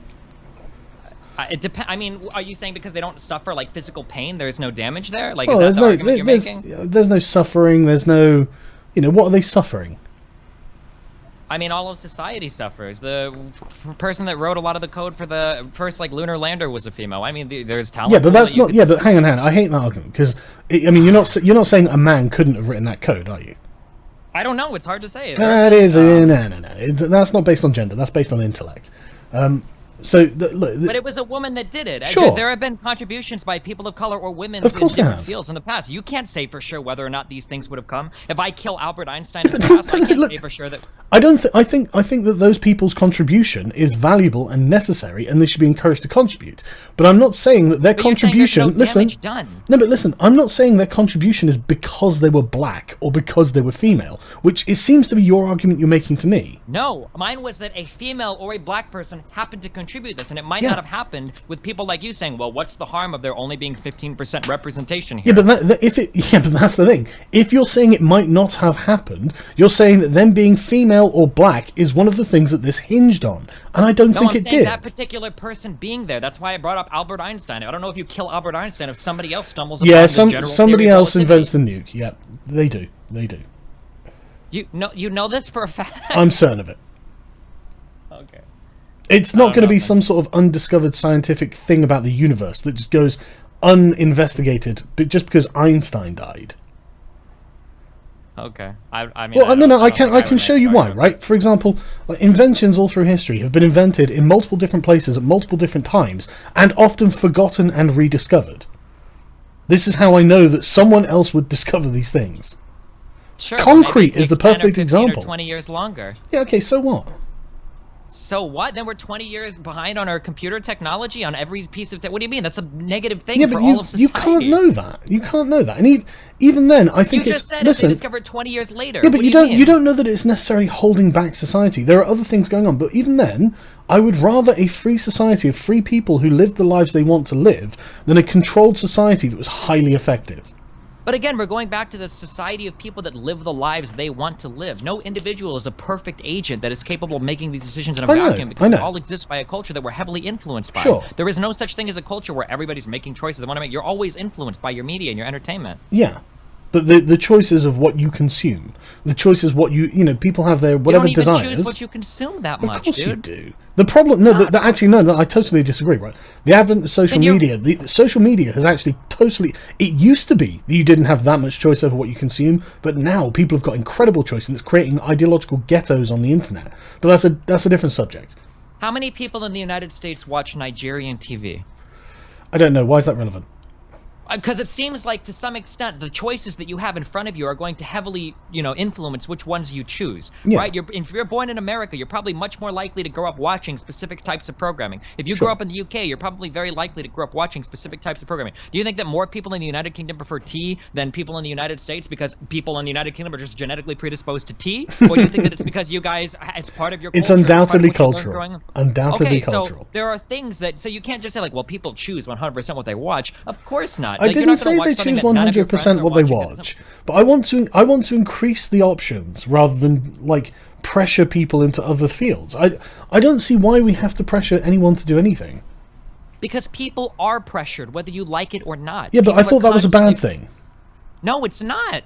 You want to pressure people to go to school, to get a job, to have a family, to not commit crime. Pressures are good, to wear clothes in public. I mean, obviously, I'm not talking about the necessities. I'm talking about their options. I don't want to pressure people to take a certain option.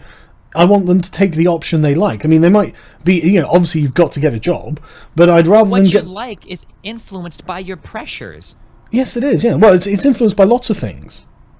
That's the point. Sure, and some of it is natural, pressures. some of it is but some of it is social, some of it is natural, some of it is based on events in your individual existence and positive and negative things that have happened in your life, the people you've known and things like this. So I don't see why we would need to feel the need to pressure people, because we could always just try not pressuring people, and then people can make decisions as much as possible uninterfered with. You can't live in a society where people aren't pressured. That doesn't make any sense. I didn't say they wouldn't be pressured, right? right? I didn't say they wouldn't be pressured. There will be pressures, right? But we don't need to add new pressures to get to some ideological end goal. Okay, so you agree that pressure exists right now? Of course it does. Of course it does. People have to get jobs and stuff, can be one way. Why not add incentivizations on the other side of things then? Because you're creating new pressures. And I don't think we should. So we should just leave them one-sided as they exist today and say fuck it and leave it as it is? We should minimize the pressures as much as we can, but obviously things like getting a job and, learning to read and all this sort of stuff, these are pressures that you're always going to have, so you just endure them. I mean, what are you going to do? What can we do about it? Nothing. But I don't think we should then... You can introduce opposite things to encourage multiple people. Rather than having every single character of a movie be a white man, you can also introduce women or people of color. These are things you can do to provide... You are free to do all of those things. And I'm totally fine with the complete plurality of, ideologies, opinions, representation, however you want to view it. I'm fine with all of that.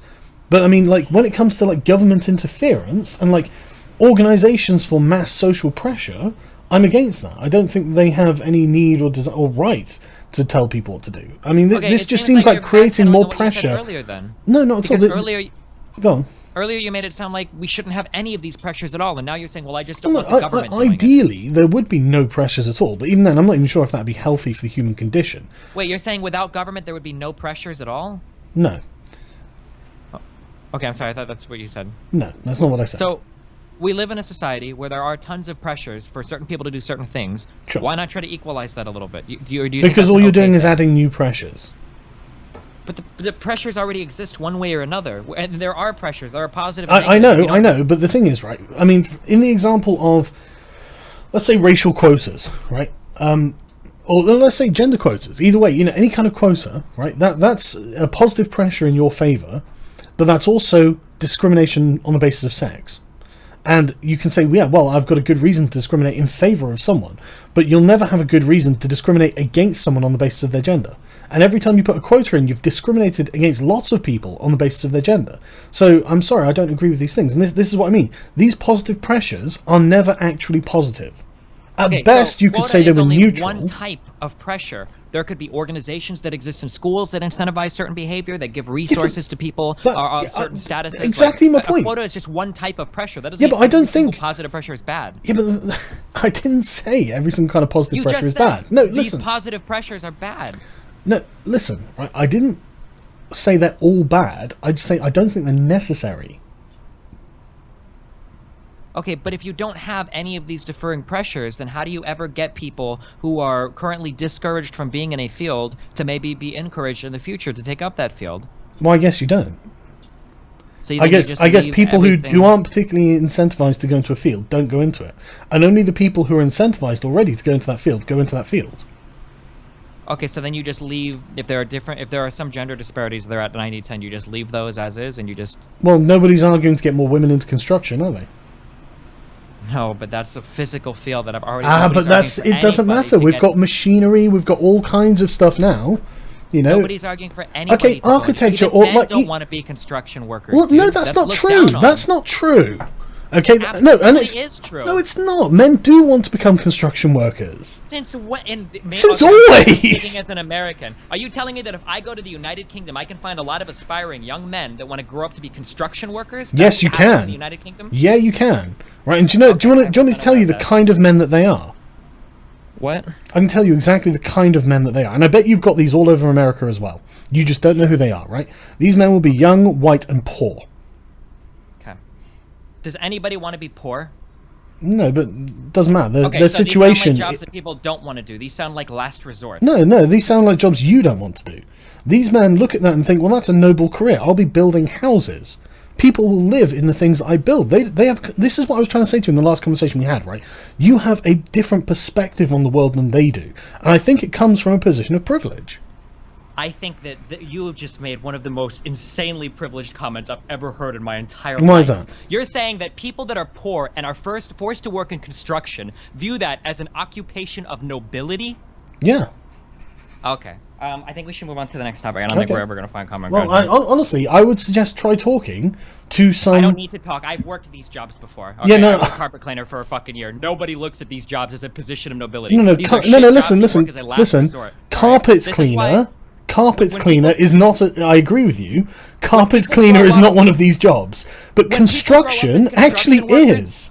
When people grow up as construction workers, dog, they're not having kids with the hope that I hope that one day my kid grows up to be a construction worker. No, I know. They're thinking of it for themselves.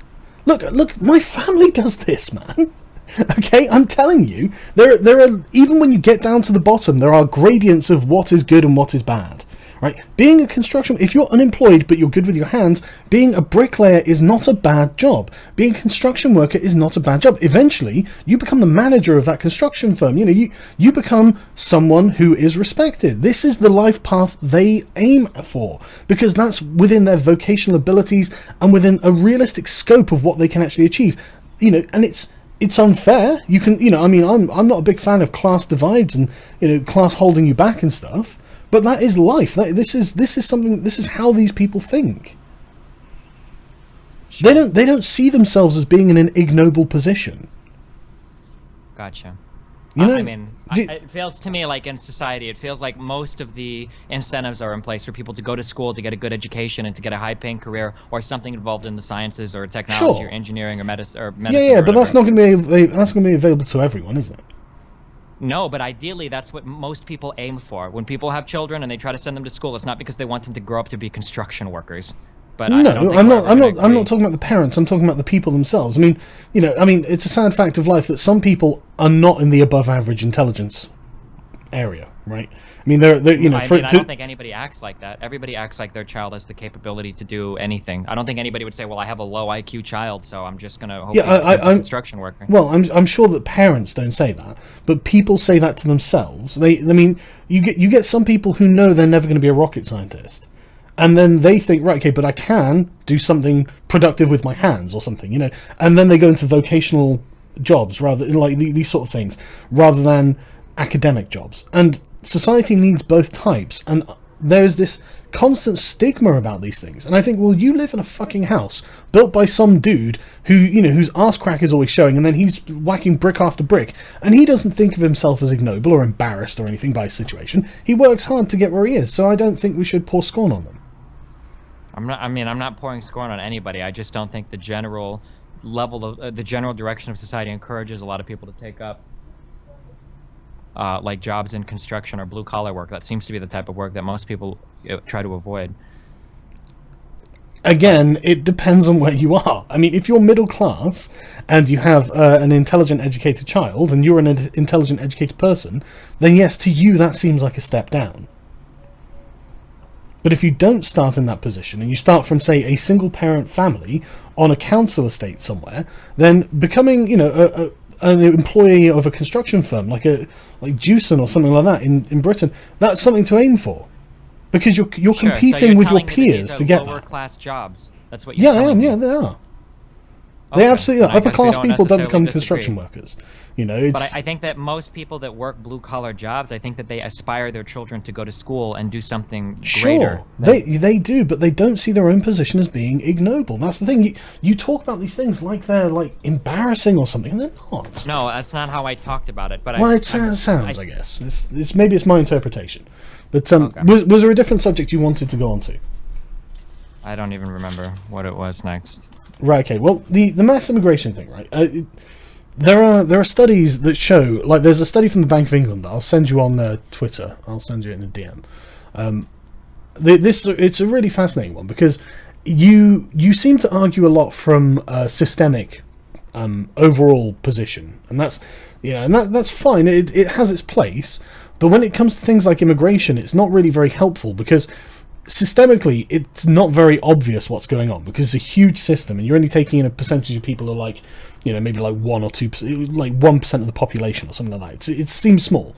But then if you drill down into the sort of relevant areas, you find that there's a much greater effect. For example, like, I can only use the statistics for Britain because they're the only ones I have, but it's the same principle, and the same effect happens everywhere. It's the market forces of supply and demand, that if you bring in more labour, the value of labour goes down. We understand this? So if you bring in millions of people who are low-skilled, low-educated, and take up low-earning jobs, the value of low-earning labour goes down. Okay. And this affects the people who need those jobs the most and who need their wages to go up. For example, in Britain, it reduced it by 2% a year. Now, I think the last thing anyone wants to see is their wages going down by 2%, right? Sure. So you can understand why poor people would be against mass immigration. Sure. And so that's the argument against mass immigration. The people who need it to not happen the most are the ones to whom it is happening the most. And they are understandably angry. And so when they say, look, you can't bring in millions of Mexicans because it's ruining our job prospects, it's destroying our future, you can't then call those people racist. Okay. Do you see the...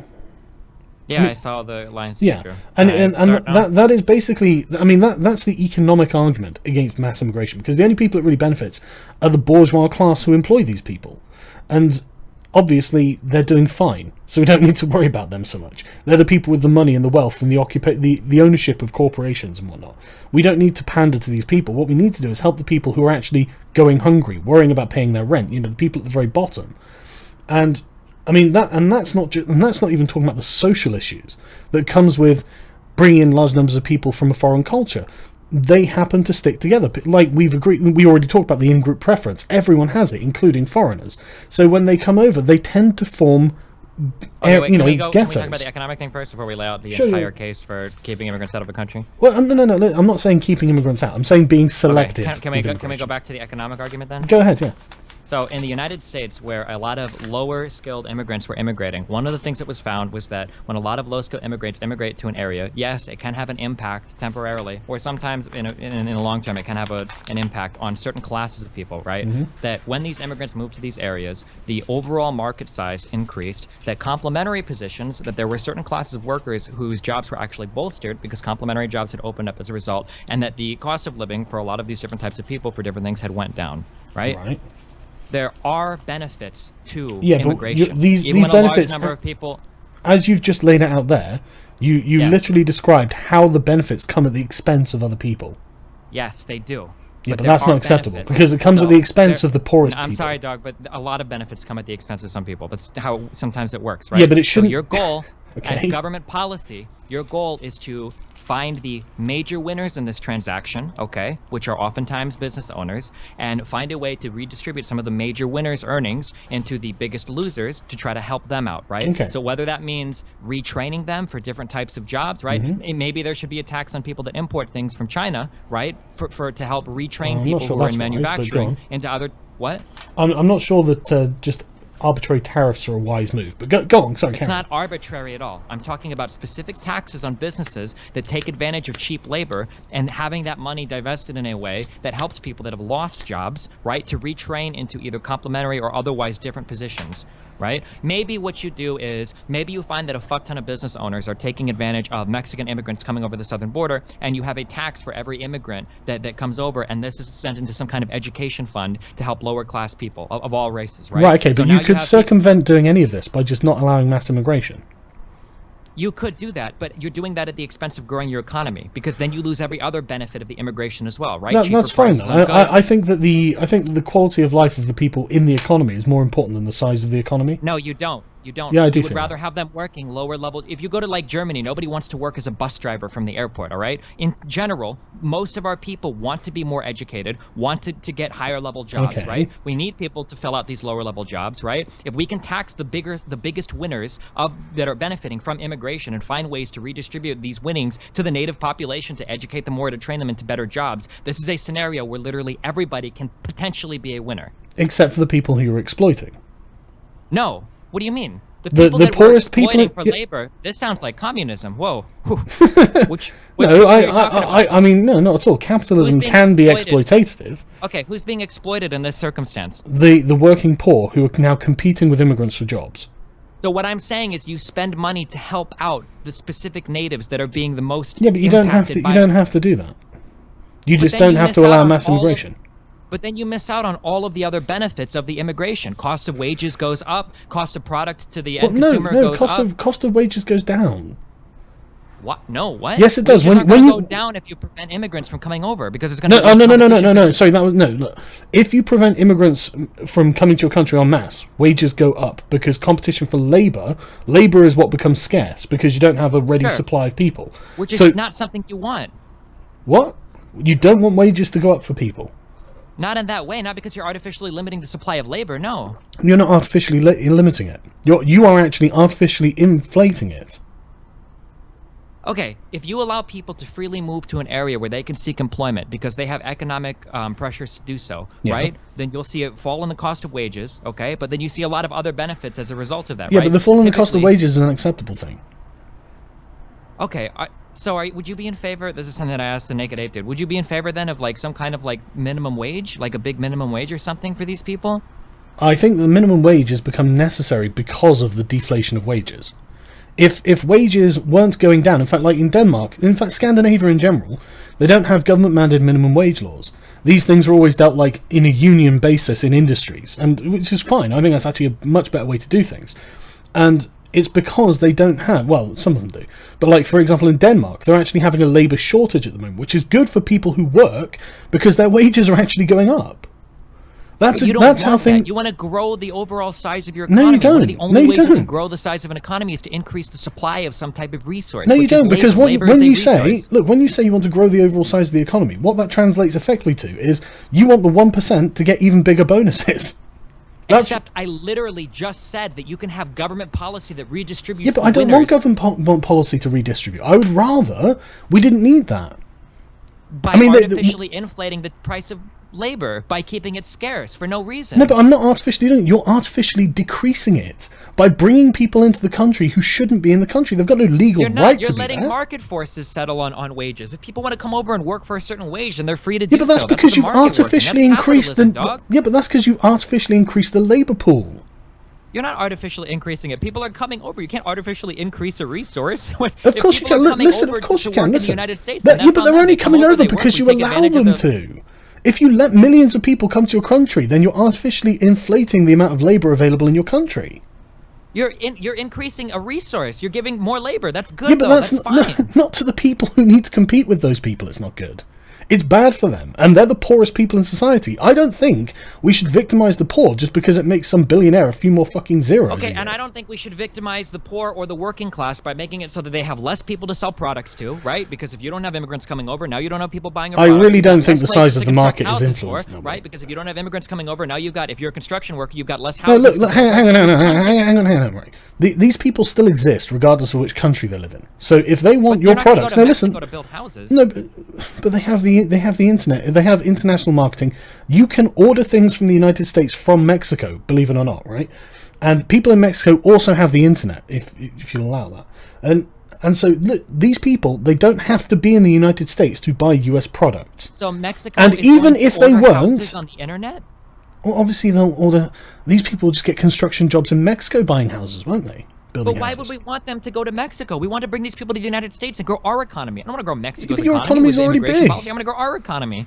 Yeah, but you want to grow the economy, the overall size of the economy, at the expense of the poorest people in the economy. I just Then you want to have extra government action in order to compensate for this thing that you shouldn't have done to start with. This is why I'm saying your ideology seems to be neoliberalism, which seems to be pro-corporate influence, pro-government influence, and anti-worker. Because they are the positions you're arguing for. Everything that you just said is you want to be pro-government influence by having harsher immigration. You want to be pro. No, that's not. Hang on. No, first point. Let's not gish gallop here. Let's stick with one point at a time, right? I'm sorry. The first point was what? I'm pro-government influence because I want to restrict immigration. Okay, so neither of us are pro or anti-government influence. We're on the same page. No, but that was your point, wasn't it? Because that's not how I see this at all. Okay, it sounds like you're pro-government influence by making it so people can't immigrate. Well, we have immigration laws, and I think they should be enforced. A law is government influence, so you're. Yeah, I appreciate that, but like, I'm not an ANCAP. I think the government should have a place, and one of the places it should be is to defend its borders, and that's from foreign armies and illegal immigrants alike. And even then, legal mass immigration, is highly detrimental to the native populations. So, and the poor ones especially. So, I don't see why the government why it would make sense for a population to want its government to implement open border mass immigration policies, because it just hurts them. In the United States, this just hasn't been demonstrated. I don't know, maybe in other countries. Well, it's just how economies work. It might not have been demonstrated in the United States, but it's definitely been demonstrated in Europe, and it's certainly something you'll see in the United States if we were to poke around and find the right studies. Honestly, this is just the consequence of increasing the labour pool, is that the wages go down. Okay, but that's not necessarily a bad thing. Everything is a two-way street. There's a lot of different factors. It is a bad thing for the people who need that labour. Okay, but the point is to make it so that they can train into other types of jobs so that they don't have to compete with the worst jobs in our civilization. Well, we've already unfortunately, made that decision. we're not we don't at want that to do point. that with manufacturing. That's why we let Chinese people manufacture shit for us, right? Nobody's making the argument. No, we do that because it's cheaper. The fact that corporations are... it sounds like you're pro-Donald Trump, because everything you're arguing for is going to end up with you with Donald Trump in charge. I don't think you have any idea what any of Donald Trump's policies are. Well, I think I actually do, okay? And so far, you haven't demonstrated a solid understanding of any of this. So let's not start judging our expertise here, because seriously, you are arguing for... I mean, Donald Trump is literally threatening tariffs for companies who move outside the country. Tariffs are the exact opposite of what I'm talking about, dog. When I talk about free trade, open border immigration, I'm not talking about anything Donald Trump is talking about. Donald Trump is talking about pulling out of every single massive trade agreement we've ever I know, but what you'll end up with is Donald Trump. Talked about increasing tariffs on every single country. This is the exact opposite of what I'm talking about. Yes, I know. But you don't seem to understand that what you're arguing for ends up with Donald Trump. No, it absolutely doesn't. It does, and the evidence is the fact that Donald Trump is your president. He is a protectionist because the globalist sort of attitude. Protectionism, dude. No, when you say I don't want any more labor coming into my country because I need to protect our workers from foreign influence or from foreign competition. Protectionism is after the fact. I mean, you could call this preventism if you want. I am preventing the need. No, it's not. Listen, I am arguing for preventing to getting to the point where protectionism is even needed. You're arguing for protectionism of the poor people. Like, right, let all these people in, increase minimum wage, let people, outsource their jobs to any old country. Don't worry about tariffs. I mean, what you're arguing for ends with Donald Trump. Okay, so let me define these terms for you, because I don't know if you understand what they mean. Protectionism is the idea of putting artificial barriers up to foreign competition for products. Mm-hmm. This means artificial barriers to labor, artificial barriers to importing other goods, okay? That is what protectionism means, okay? Right. This has been Japan's economic policy for the past since World War II. This is the economic policy that Donald Trump wants to go with. When you talk about, I want to make it so that people can't move into this country to work so that we can protect our workers from foreign labor, that is a protectionist policy. Okay, if you want to define it as such, that's fine. Economists define it, okay? Okay, that's fine. That's fine. I'm not saying workers should be protected from corporate and government exploitation. That's my position on that. Okay, I'm not saying that protectionism is necessarily good or bad, but what I am arguing for is literally the exact opposite of protectionism. So Yes, you cannot attack I appreciate my that. position. Okay. Well, okay. Listen. Right. I'm not saying that that's what you're arguing for. I'm saying that is the consequences.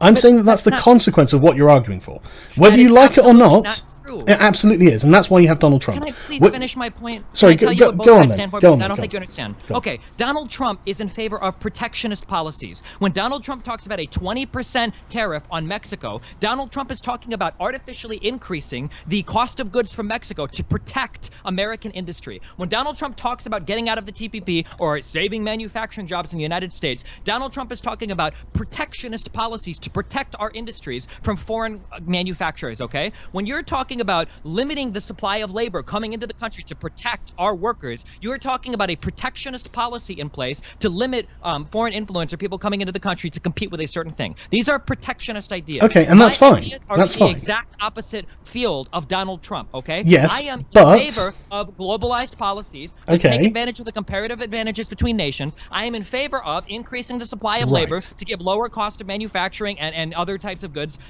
to companies in the United States, right? This is the exact opposite of protectionist policies, okay? My economic policies and my ideas on them are the exact opposite of Donald Trump. They do not wind up in the same place near one another, okay? They do, because what you are trying to implement is, as you said, directly negative for a percentage of your population.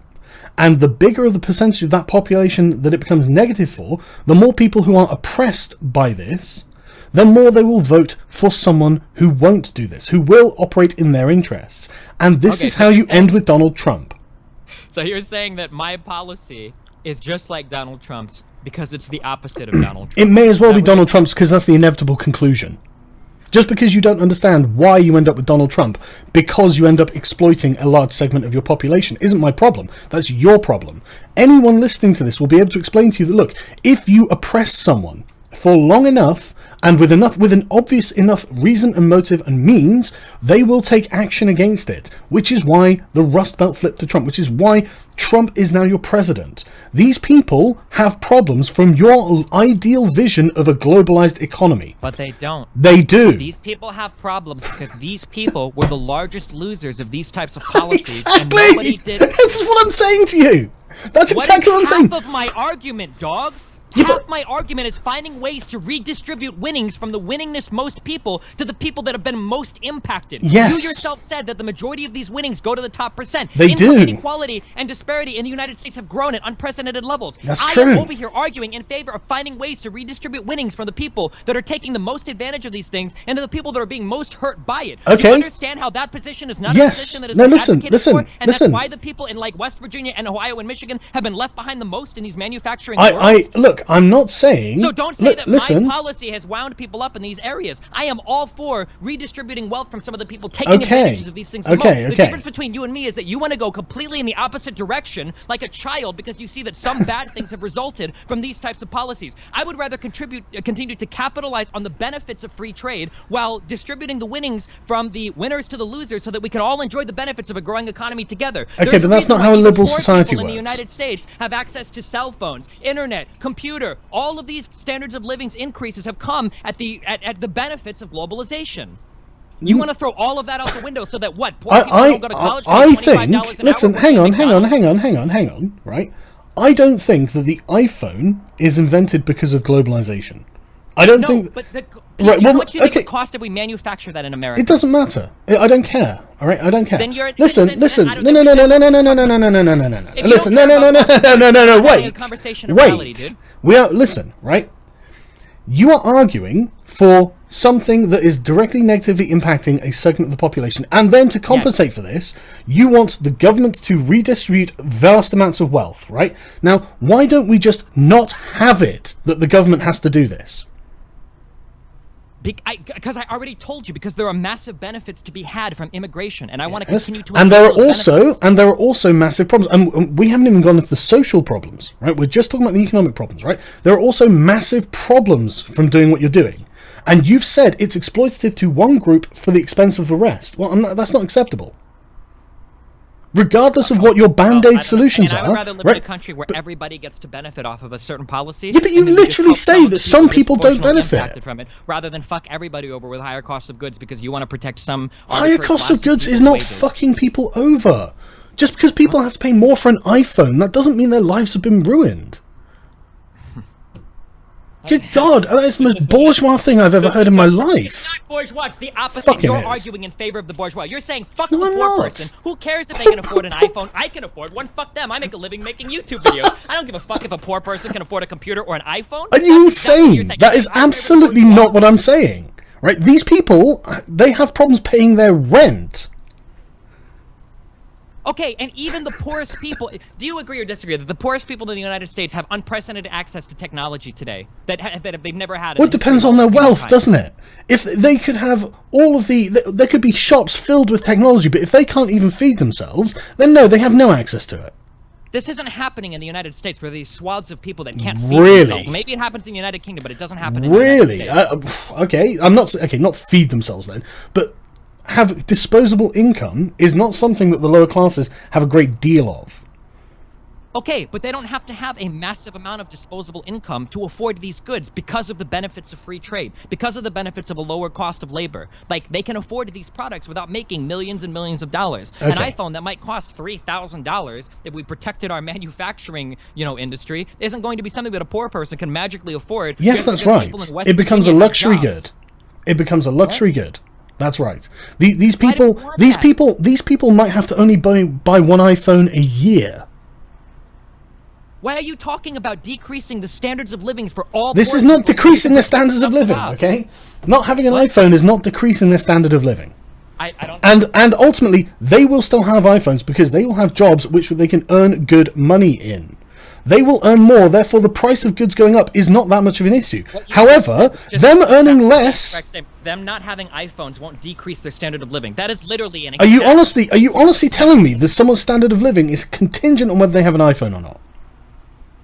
Because you have no idea what it's like to exist without this. Because Are you probably fucking have kidding your me? entire fucking- I am old You- enough you- to know you're not saying what that- it's you're like. saying that it's part of a- No, it's stop, part stop, of no, a- stop, Destiny, stop right there, stop right there, stop right there, my friend. Stop, calm your little tit train here, because you are totally flat wrong. I existed before the fucking iPhone, you dummy. Just because you're too young to remember what it's like before it, I'm not. It's not a great detriment to someone's life to not have a fucking iPhone. Jesus fucking Christ, man, calm down. Like, why can't these people just not have so many goods? Their life will be just as good otherwise. For me personally, Right, are you saying the only good thing about life is consumption? Have as much access to technology as possible. Maybe for you, we would like to tell them what they're allowed to buy or what they should or shouldn't be able to afford. I like poor people to have access to as much as possible, but that's just me. Maybe that's the bourgeois talking in Yeah, me. but I don't know, dude. you're talking from a position of privilege. That's the problem, right? You're talking from You're the position. talking about denying privileges to people that are lower class because you want to protect some jobs in the United States or in whatever country. I want to protect every job, effectively. I want to No, not even every you're job. only It's not even the talking about jobs, right? lower class It's the people, job. right? It's the people. You have to understand. And again, we're not even talking about the social issues that come with it. And there are loads of these as well. And these are real problems too. But we won't get into them because I know you're not going to be familiar with them, right? So from an economic position, it would be better for them to have more money and that these luxury goods cost more than them have less money and the luxury goods be cheaper. Because the non-luxury goods, the mundane standard goods they would have to buy, if they've got more money, they can afford more of these and their life becomes easier. That is the improvement in their quality of life. And then once a year for Christmas, they'll buy their child an iPhone or something. You know, they won't just get them every You're now making and it sound like if we decrease immigration, all of the people in the United States are suddenly all going to be. I've literally told you it's poor people. There's only a small subsection of the doesn't matter. population It doesn't that is matter. impacted by immigration, and everybody in the country benefits. No, from but the it. people So who why are not impacted just- don't benefit. The people impacted don't benefit. Yeah, I'm saying there is a small subset of people that are negatively impacted. Yeah, but they're not outside of everybody else- everybody. They are included. When you say everybody benefits, they do not benefit, so you are wrong. I'm saying that there is a small percentage of people that don't benefit, but everybody else does. Yes, So why and not that's try to find a everyone way to else benefit? exploiting these small people, this small group of people. That's unfair. That's oppressing them. But what about the construction worker that wishes he could go out and build a ton of houses, but now he can't because the population is dying because people like you don't want new immigrants to come in? Or what about the person that wants to open a store in a part of the city, but there's nobody that fucking lives there, or not enough people that live there, so it's not financially advantageous? Then they'll have to open a store somewhere else. What? Then they'll have to open a store somewhere else. They'll have to be enterprising. And do it? You want to sure, send people why out of not? the country so that they can find labor? Why not? It's something that happens. Because I want to grow the United States. I want to grow our economy. I don't want people going somewhere else because they can't find labor or because they're trying to find an audience somewhere else. Yes, but what you're saying... grow our cities and help everybody in the United States have more customers to sell products to, have a wider tax base to draw money from, have more people that they can bring in as labor for their companies. Why not continue? Yeah, but that's because you're a neoliberalist. That's your focus is neoliberalism. Right? That doesn't no, you listen, right? You are literally not concerned with the quality of life of the laborers. I am. No, you're not, because you literally just said, just because it affects a small group of people, everyone else benefits. The small group of people are the people you don't care about. These are the people who end up objecting. It's about redistributing the... You don't care about everyone else then. There's my argument. You don't no, because they're not piss poor. They can get along on their own. All of those people. No, yeah, they can get along on their own. That's why. Okay, so you're actually the real liberal here then, right? Because you're saying that I don't care if that business has to pay $25 an hour, or I don't care if that business has to go out of business because they can't find labor without having to pay. Businesses are created and fall all the time. It's okay for a business to fail. These things happen. I don't agree with artificially propping up businesses. It's not okay for lower class people to try to retrain or get different jobs. Why is that? Of course they should. I'm not saying they shouldn't try to retrain. I'm completely in agreement with like government training schemes for people below a certain amount of money. Like university, I would be happy for poor people to have their university for free. I'd be more than happy with that. But that doesn't mean the government should come in and start redistributing wealth wholesale. It would be better to prevent the need for redistribution to start with. Because again, you say that you're acting like this is a one-dimensional thing. No, dude, you're acting this way, right? Because if you start, and Sweden was a great example of this, right? They put a financial transaction tax on their financial transactions, and lo and behold, they all moved to London, or like 90% of them moved to London, right? If you start, say, taxing billionaires really heavily, sorry, I used to be exactly where you were, right? Until I realised that the billionaires will actually just leave. You can't allow it to get to the position where you need to take their money away, and therefore you can't just have these sort of globalized policies. You earlier that you were okay with businesses leaving to find cheaper labor. You literally just said that, so I'm not even sure. No, I said I was fine with businesses collapsing if they fail. Do what?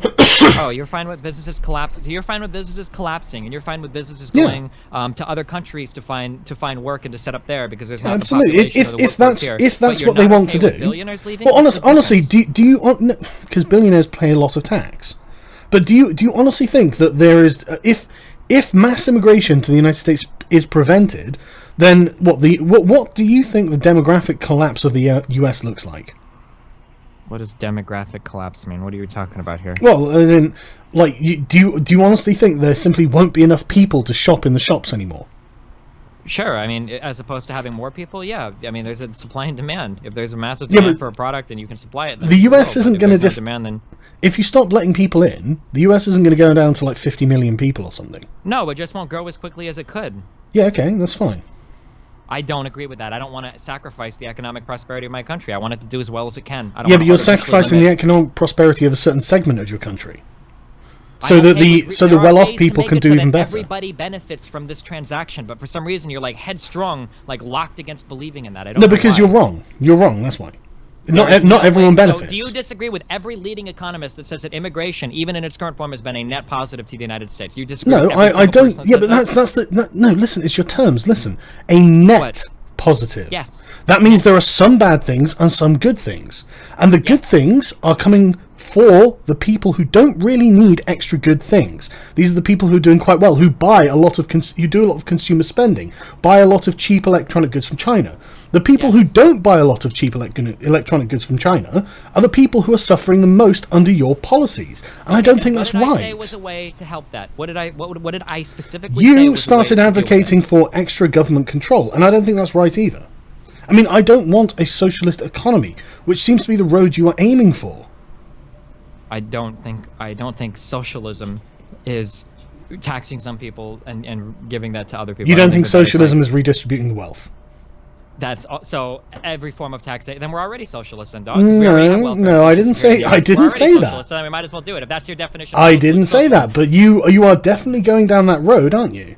We already have. No, you know what? Maybe some of them need to be reined back. I mean, like welfare. Have you read Thomas Sowell? Do you read a lot of Sowell? No. Right, he's definitely someone to read, because basically he lays out a fantastic argument as to why welfare states, when they get beyond a certain level, actually incentivize people to not get jobs. And I'm all for like a Hayekian style safety net. I don't want people losing their houses, and I don't want people going hungry. And even with healthcare, I don't want people going without healthcare if they lose their job and they're piss poor. But I don't want them getting, and I'm not kidding, the Conservative government in Britain had to cap benefits at 25 grand a year, right? The average household income in the UK is 22 grand a year. Why is that so high? It's obviously a negative incentive. Yeah, I don't know. I can't speak to the United Kingdom or your policies. But this is one of, and honestly, it might be that an expanded welfare state is one of the reasons that households feel they don't need to get married, that people feel they don't need to get married. Maybe there isn't like any kind of pressure there for them to get married. Maybe that has to come back to help the children that they end up breeding. Who knows, you know? But the point is, what you're advocating for is the sort of thing I would expect to hear advocated in a corporate boardroom by people who have absolutely no care at all for the workers on the ground who need actual help. And that's why you've ended up with Donald Trump. These people needed help, and Trump is the answer. Trump is not the answer. Trump to is their never problems, bringing back manufacturing jobs to the United States. Yeah, but that's because he's an idiot. Economic policy is rooted in reality. Sure, that's because he's an idiot, and these people don't know any different. But they will still vote for that because he will say what they want to hear. Okay, if these people had been targeted by government retraining programs or other types of redistribution from the highest winners of the economy, these people wouldn't feel the need to vote for Donald Trump. Maybe. Again, you're trying to throw out. Are you familiar with the term "throw out the baby with the bathwater"? Well, yeah. Like it sounds like because there were some losers, but I guess I don't know. Yeah, but okay. Even then, right? Can I? No, I agree with you. I agree with what you're saying. There, go on. Sorry, go on. Are you trying to say that if there are some losers for an economic policy, even if the majority of people win, that economic policy is unacceptable? That's your position? No. Because some people, like for example, the Conservatives in Britain. I know I'm using examples from Britain, but it's the same principle. They were recently thinking about increasing taxes for self-employed people. I'm a self-employed person, and I didn't object. It's okay. It was only a small increase, and self-employed people entrepreneurs in Britain generally tend to do quite well. So they can afford to pay a bit of extra tax. It's not going to hurt them.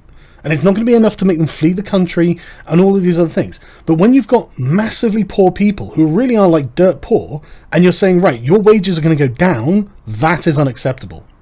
Because that creates an instability in your social order of your country, and they vote for populist demagogues every time. I mean, that's how Chavez got into power. You know, to help these poorest people. Don't you think there are ways to do this? There are, and the first and most important way is mitigating immigration. That's it. Okay, so it's to hurt the entire economy to protect a small subset of workers. It doesn't hurt the economy. It just reduces the economy. Well, how much does it shrink? How much is it shrinking? What? How much does your economy shrink? To measure it exactly would be very difficult, but it definitely hurts the economy. It decreases the sales base of people that you could sell. Yeah, it decreases the growth. Sure. What? It decreases the growth. So sure. So then we agree. Then you. I'm not suggesting we throw people out. Help a small subset of workers, right? If that's your position. Yeah, sure. Yeah, absolutely. I mean, I'm not bothered if the grand total of the American economy is not as high as it could have been with mass immigration. I'm fine with that. Okay.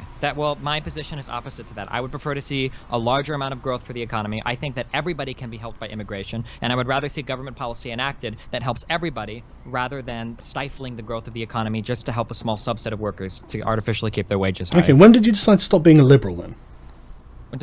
When every single economic study that's come out, even by people that sit on the anti-immigration side, agree with these points? I wouldn't. Right, okay. What would you describe your political ideology as then? What would you describe this as? I don't fit into like a neat thing so that people can, Google me and come circle jerk with me. I have my ideology is all over the board. It depends. But you don't have a term for what you're proposing then? No, I don't. It sounds very neoliberalist.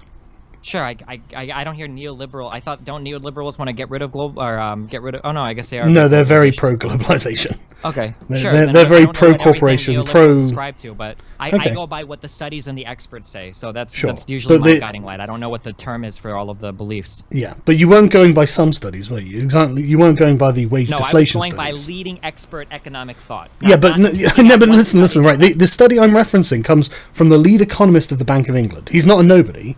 So what I'm saying is, it's about perspective and it's about layers. Your layers are you're looking at a very top level, very concerned with the overall. You were talking about the overall size of the economy. Of the economy. I'm looking at leading immigration economists like Borjas, who have come out and said that immigration gives net benefits to the United States, and that a same conversation on economic policy is targeting the biggest losers and helping them out so that we can all continue to enjoy the benefits of these kinds of transactions. Those are the people that I'm looking at. Yeah, but they're not looking at the things that I'm talking about, that are also by leading economists.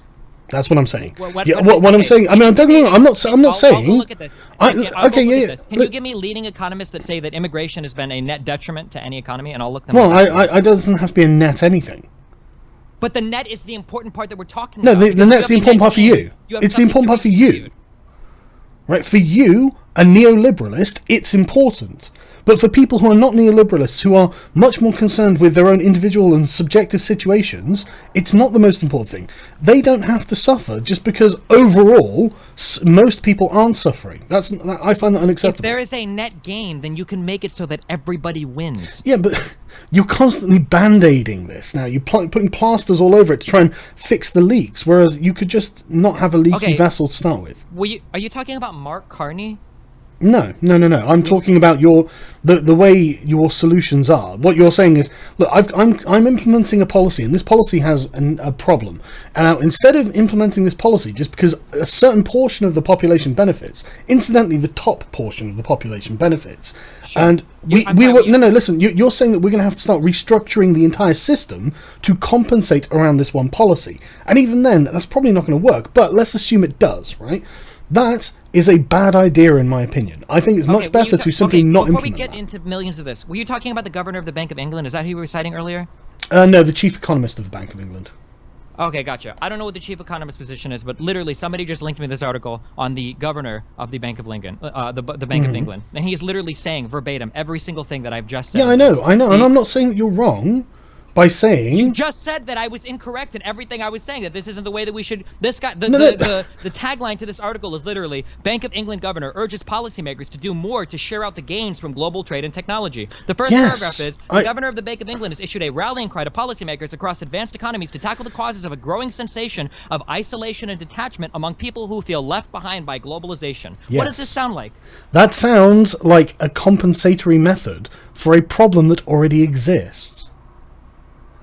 It sounds like he's talking about exactly the same types of policies that I was talking about. You are, yes. And I'm saying those very policies are unacceptable to a certain portion of the population. And as a liberal, I'm concerned with alleviating oppression. And so if we can just not introduce things that create oppression, that would be better than trying to find a band-aid for it later on down the road. But if there's a net growth in the economy, why can't we just, if there's a net growth... Slavery was a net growth of the economy, Steve. Okay? What? Slavery was a net growth of the fucking economy. That doesn't mean that, we should just give the slaves some nice quarters then. No, Steve. If people are being oppressed by these things, then you don't do them. Okay, but what if you found a way to free the slaves and continue growing the economy? It would be better to not enslave them in the first place. This is my point. You're asking, like, post hoc, like, yeah, but after we've oppressed you, why don't we try and do something about it? I'm not saying after we oppress you. You literally are. Policy can be predictory. It can be before. It's too late. We're way past that point. You can enact your policy before, and I'm not saying you have to way fuck past that over point. and then you unfuck them. Yeah, but we're way past that point. These people have been fucked. Okay, so then the only thing to do at this point then is to roll back everything, make the cost of goods for everybody higher, so that we can protect a small subset of people that won't. Unfortunately, Steve, your goods are probably going to get more expensive. That's true. What? Unfortunately, okay. Do you not think that these goods might be artificially lowered because of the consequence of the current policies that are in place? What might be artificially lowered? Well, these goods. I mean, do you really, honestly, right? There's a part of me that listen, right? There is a part of me that knows when I pay £2.50 for a T-shirt, I shouldn't pay £2.50 for a t-shirt. That's a beautiful thing, though. No, because that means Indonesian sweatshop workers are being exploited. Okay, to some extent it does, but No, Indonesia and China... literally, there is no to some What? extent. That is literally what is happening. Okay, but under your policy, China and India would be left behind to where they were 20 years ago. I think that worker conditions in these countries are pretty abhorrent, and I've argued as much in the past, okay? Sure. But you cannot deny the massive growth that every class of people in China and India have experienced as a result of these policies. I That would agree, be one but of I the don't most think the foolish ends things you could justify do. the means. Say what? I don't think... I agree that that's happened, but I don't think the ends justify the means in this case. Okay, so everybody should remain fucked then, so that No, we can no, continue to make some people happy. Is that... No, nobody was fucked before globalization. You don't think the average subsistence farmer in China or the average slave worker in India was fucked before they had access to global markets? I honestly think the sweatshops are worse. I mean, they never used to have to put worse anti-suicide than why netting Chinese around people choose to Chinese work there. farms. You know, Why would Chinese people choose to work in sweatshop shops instead of going out and working in the fucking farms? often then, because they're they so horrible? often because they don't have a choice, right? Yeah, Like, exactly. You gave them an option that was better than what they had before. I'm not saying No, sweatshops no, are good, no, but listen. whatever exists there is obviously better than what was No, there before listen, because listen, Chinese that's- people are choosing to work here. That's not how this works, right? For example, I mean, I can give you a few examples of this, right? Guatemala and Indonesia are the ones that spring to mind the first. The corporations simply buy up everything around these people. They buy out their governments with bribes. They buy up land and, like, for utilities. Like, they used to call the United Fruit Company the octopus because it had its tentacles in everything in Guatemala. At one point, it owned 45% of the land of the country, and the peasants had no choice but to work on banana plantations. They had no choice. They didn't have... It wasn't better before the company arrived... worse before the company arrived, and then the company improves it. It became shit after the company there. Even though they were piss poor before, they were at least free. They at least owned their own land and made their own products. Now, they don't have a Wages in choice. China or standard living in China. You're like, well, they were free before. Like, dude, the living conditions in China and India have gone up so much. over Yeah, the but there are past few multiple decades. reasons for that. There are And lots one of different the reasons for largest that. reasons is their access to global markets. You're literally telling Yeah, me but that I'm these not people arguing have against experienced international wonderful trade, lives before. Steve. I'm not arguing against international trade. I think they should be able to sell their goods in international markets. I think it's a great thing. What I don't think is this kind of predatory capitalism that ends up buying up large portions of their countries and impoverishing the people who are trying to make a living and making them into virtual serfs for these companies to the point where they end up having to put anti-suicide netting around their buildings so people don't kill themselves. But, I mean, before But they you didn't don't have to care kill because it themselves, doesn't they would affect fucking die of you. starvation. Because your price, your products are getting more expensive. Oh god, it's okay if these people are enslaved by these corporations because you don't have to pay very much for an iPhone. That's your fucking argument, man. So, and this is like so ironic because so you're telling me like you're taking the extreme socialist communist like point of view like the worker should be in charge of everything. This is not we need an- to inflate this is- wages as much as possible and capitalism is evil and all of these capitalism. This is not a markets are communist evil. argument, okay? This is not a communist. This is a liberal argument. It's not a communist argument. If I was a communist, I would be arguing against the private ownership of these corporations. Well, earlier you just said you didn't care if business owners went out of business. Fuck. No, the I don't, business but I don't owners, want the right? government You said to that own earlier. them. You don't care if they go out of business. No, but So, I that's mean, a part it of the sounds free like you're leaning market. more like pretty close to that direction. No, that's nonsense. There's nothing like it. Okay, that's what it sounds. When somebody that's- tells me I it's- don't give you- a fuck if business they- owners go to business as long as the lower class gets higher wages, that sounds to me like somebody leaning towards communism. which Okay, is but what you're you completely accused me wrong. earlier of, funny enough. And honestly, you're completely wrong. No, I said that I'm happy to agree that you're not a communist, right? But no, that Okay. it's certainly not a communist argument to argue for a free market where businesses You're rise not and talking fall on about the a free merits. market. Yeah, You're I not am. talking about a free market. You're talking about protectionism. That's the opposite of a free market. To clarify. Okay. Within a country, Okay. I don't think the government should be buying and selling the people's businesses. It's okay for a business to fail if it fails. If for some reason that business model doesn't work, then in a sort of Darwinian way, it's okay for it to fail. And if one works, then it's okay for it to work and succeed and grow and prosper. Right? That's all fine. None of these are communist arguments. A communist wouldn't argue for any of this. Okay. I guess I was just a little confused because it sounds like you're pretty anti-free market, or at least in a lot of ways. I'm obviously for a regulated market, but that's what people mean when they say free market capitalism. They don't mean they actually want child sex slaves being sold in the market square or anything. You know, Sure. they are obviously talking in a presupposed position of there are regulations within this market. Right? Was there anything else you wanted to go over? Because I think we've probably given people quite a lot to chew on. Yeah. I mean, I don't know. I think we've disagreed on pretty much every single point. You think that minorities are treated poorly just because they're minorities. History has nothing to do with it.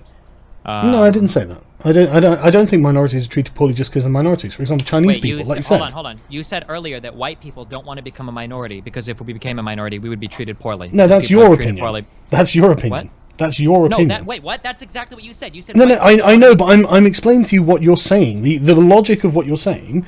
If being a minority is a problem in the US, then it's natural that the white people wouldn't want to be a minority. But if being a minority isn't a problem, then what are you arguing for minorities for?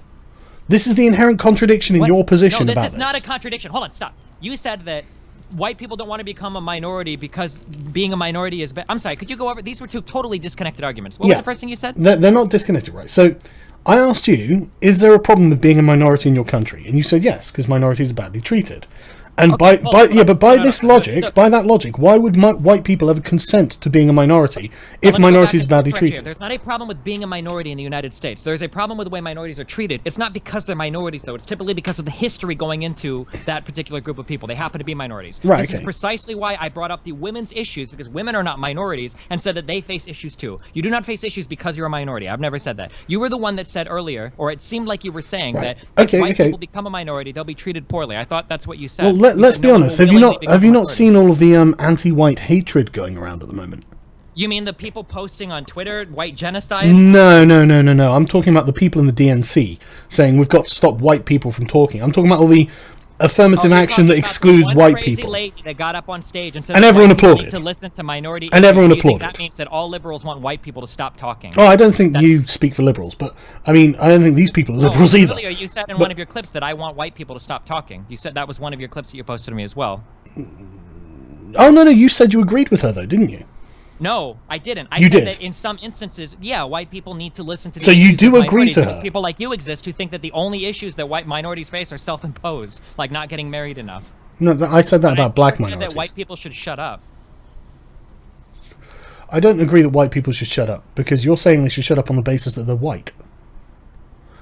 If you're talking specifically about minority issues and you're a white person denying the fact that minority issues exist, then yeah, you should probably listen to they're not saying that white minority issues don't exist. Okay, well that was what they're saying is you can't just point the finger at white people as to blame for this. You specifically said that women don't face disproportionate discrimination today in the United States. You did say that, right? Yeah, I don't think women are disproportionately discriminated against. You also said that you don't think that the issues minority face today have to do with discrimination in the past. You think it's all issues now that aren't related to discrimination. No, I'm sure that in the past there were issues, right? But like we can see the stats for, like, I think it was 2015 stats I had in the video. I'll send you the video so you can see the full details for yourself. Okay. In the I think they were the 2015 stats. It might have been like 2011 or something, but it's fairly recent. Black couples who get married have a roughly similar amount of income to white couples. But you're saying that stop. Because if that's true, then it can't be systemic institutional discrimination against blacks. That's not true, dude. Nobody would agree with that statement you just made. Was ridiculous. That's because everyone's wrong. Because black people aren't getting married, there can't be any other systemic thing that's causing that to happen. That's what you're saying? No, if there were systemic pressures and oppressions against black people, how do married black people end up on parity with white people? Maybe there's something that prevents the majority of black people from getting married. What? It's a complicated thing. Marriage is complicated. What's preventing black people from getting married? I've already pointed to something. I know the answer, and you know the answer, but you don't want to say it because then it changes your whole frame of reference, right? No, it does. The only thing preventing black people from getting married is black people. It's their choice not to get married. And then it's about personal responsibility, and that is not something anyone wants to talk about, is it? Nope, you're right, dude. So this is what people mean when they say that white people should listen to some of the issues that minorities face, because you're saying it's 100% personal choice, 100% personal. I didn't say 100%, but let's be honest. No, let's be honest. If the black couples who do get married and exercise personal responsibility end up in the same place as white couples, then it's probably not institutional racism, because otherwise those black couples wouldn't end there. That argument doesn't make sense. I don't understand it. You can't see that. If only 1% of black people get married and 99% of white people get married, and the 1% and the 99% end up in the same spot, you can't go, well, look, everything's fair. There can't be racism. An intelligent person would ask, why are there so few black people getting married? Yeah, but you can't point me to any government or institutional... No, listen. You just said you didn't know if there were any institutional barriers to black people getting married. I didn't. specifically brought up the justice system earlier. Okay, how's the justice system preventing them from getting married? Prison and recidivism rates might influence the fact that black people get married. Might, but you can't point to anything that you can say this is preventing black people from getting married. Because you're literally looking at this like a fourth grader. Like, you want to see a piece of government legislation that says, on this day of... No, you show me a study. Show me a study. Listen, dummy, look, I'm not saying that. You're saying that. I'm saying, show me anything that indicates why black people don't get married. And you can't give... No, you didn't. You said might. You speculated a load of bullshit. You don't know anything. You've got nothing that shows why people are getting married or not. You don't know this. You're making this up because it fits your worldview. And if you don't make this up, then you realize you actually don't have any hard evidence to show yes or no either way. And I don't either. I don't know what the reason is either. And I told you that from the start, right? Instead of making shit up to fit my worldview, I just say I don't know. And then you say it's personal responsibility and there is undoubtedly the choice that black people make to get married or not. That seems to be the only logical conclusion at this point. That black people, for whatever reason, in these poor communities, choose not to get married. I agree. The fucking blacks, dude. They're so stupid, dude. Why don't they just... No, not at all. Listen, this is exactly my point. Dude. I've already told you about the blacks that do choose to get married. They're not a problem. They're not having economic problems. There are so many black people that are stupid. I think they're just predisposed to not getting married. Well, that's because you're a racist. That's because you're a racist. That's because you're a racist.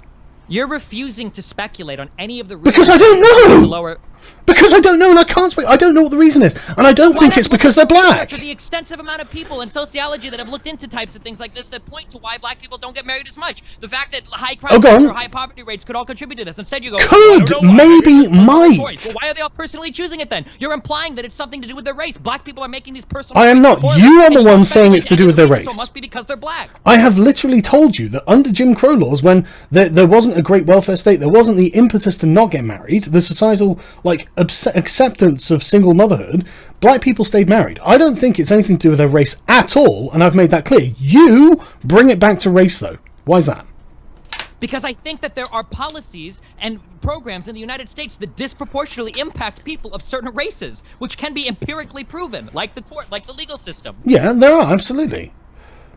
These impact... No, listen, they impact people of certain races. In fact, and like I said, if you drill this down to more specific communities, it impacts these specific communities even more disproportionately. And then when you look at the marriage rates in these communities, they're really low. Large amounts of teenage delinquency, huge amounts of crime. And then the people committing crime go to jail. And then you're looking at this and going, fucking racism. Why are they committing your options are this, right? You either send the black people who have committed crimes to jail, or you let the people who have committed crimes go free. They're your choices. Or you ask, why do black people commit more crimes than because they are in low-income areas, and low income encourages crime. Okay, and it also encourages lack of marriage. So then you ask, why are black people... I don't know if that's true. I don't know if that's true. I don't know if low income disencourages marriage. I don't think it does. And every time someone gets married, and getting married is one of the few things you can do to get yourself out of poverty reliably. Getting married is a way of getting out of poverty, because now a single household has 2 incomes. All right. I mean, I feel like we've come at an impasse. Okay. I'm happy to say that we've come to an impasse. Were there any other subjects you wanted to cover before we end it?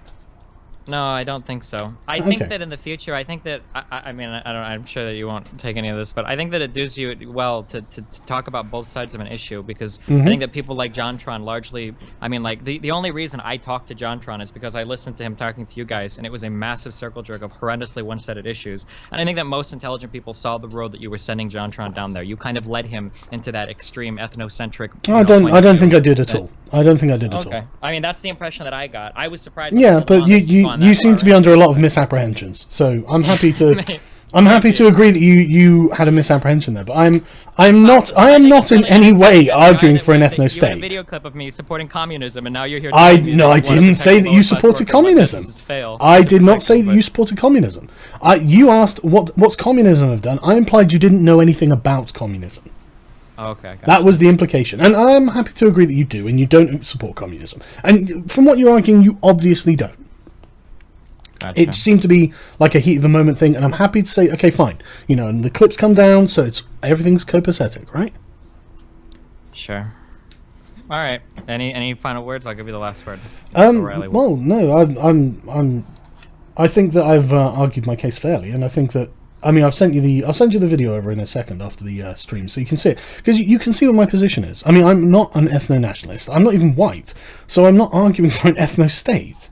No, and I've said as much. I don't think Yeah. you necessarily are, but I think JonTron is. Well, the fact that you I don't think JonTron is was pretty mind-blowing to me. Well, it's because I've spoken to JonTron, and he just said, look, I'm not an ethno-nationalist. I don't think, he's not even fully white himself, so he's not arguing for an ethno-state, but he is arguing against mass immigration, and he does see it as a concern, and it's a lot of people's concerns, and I don't think you can just dismiss it by calling them racists.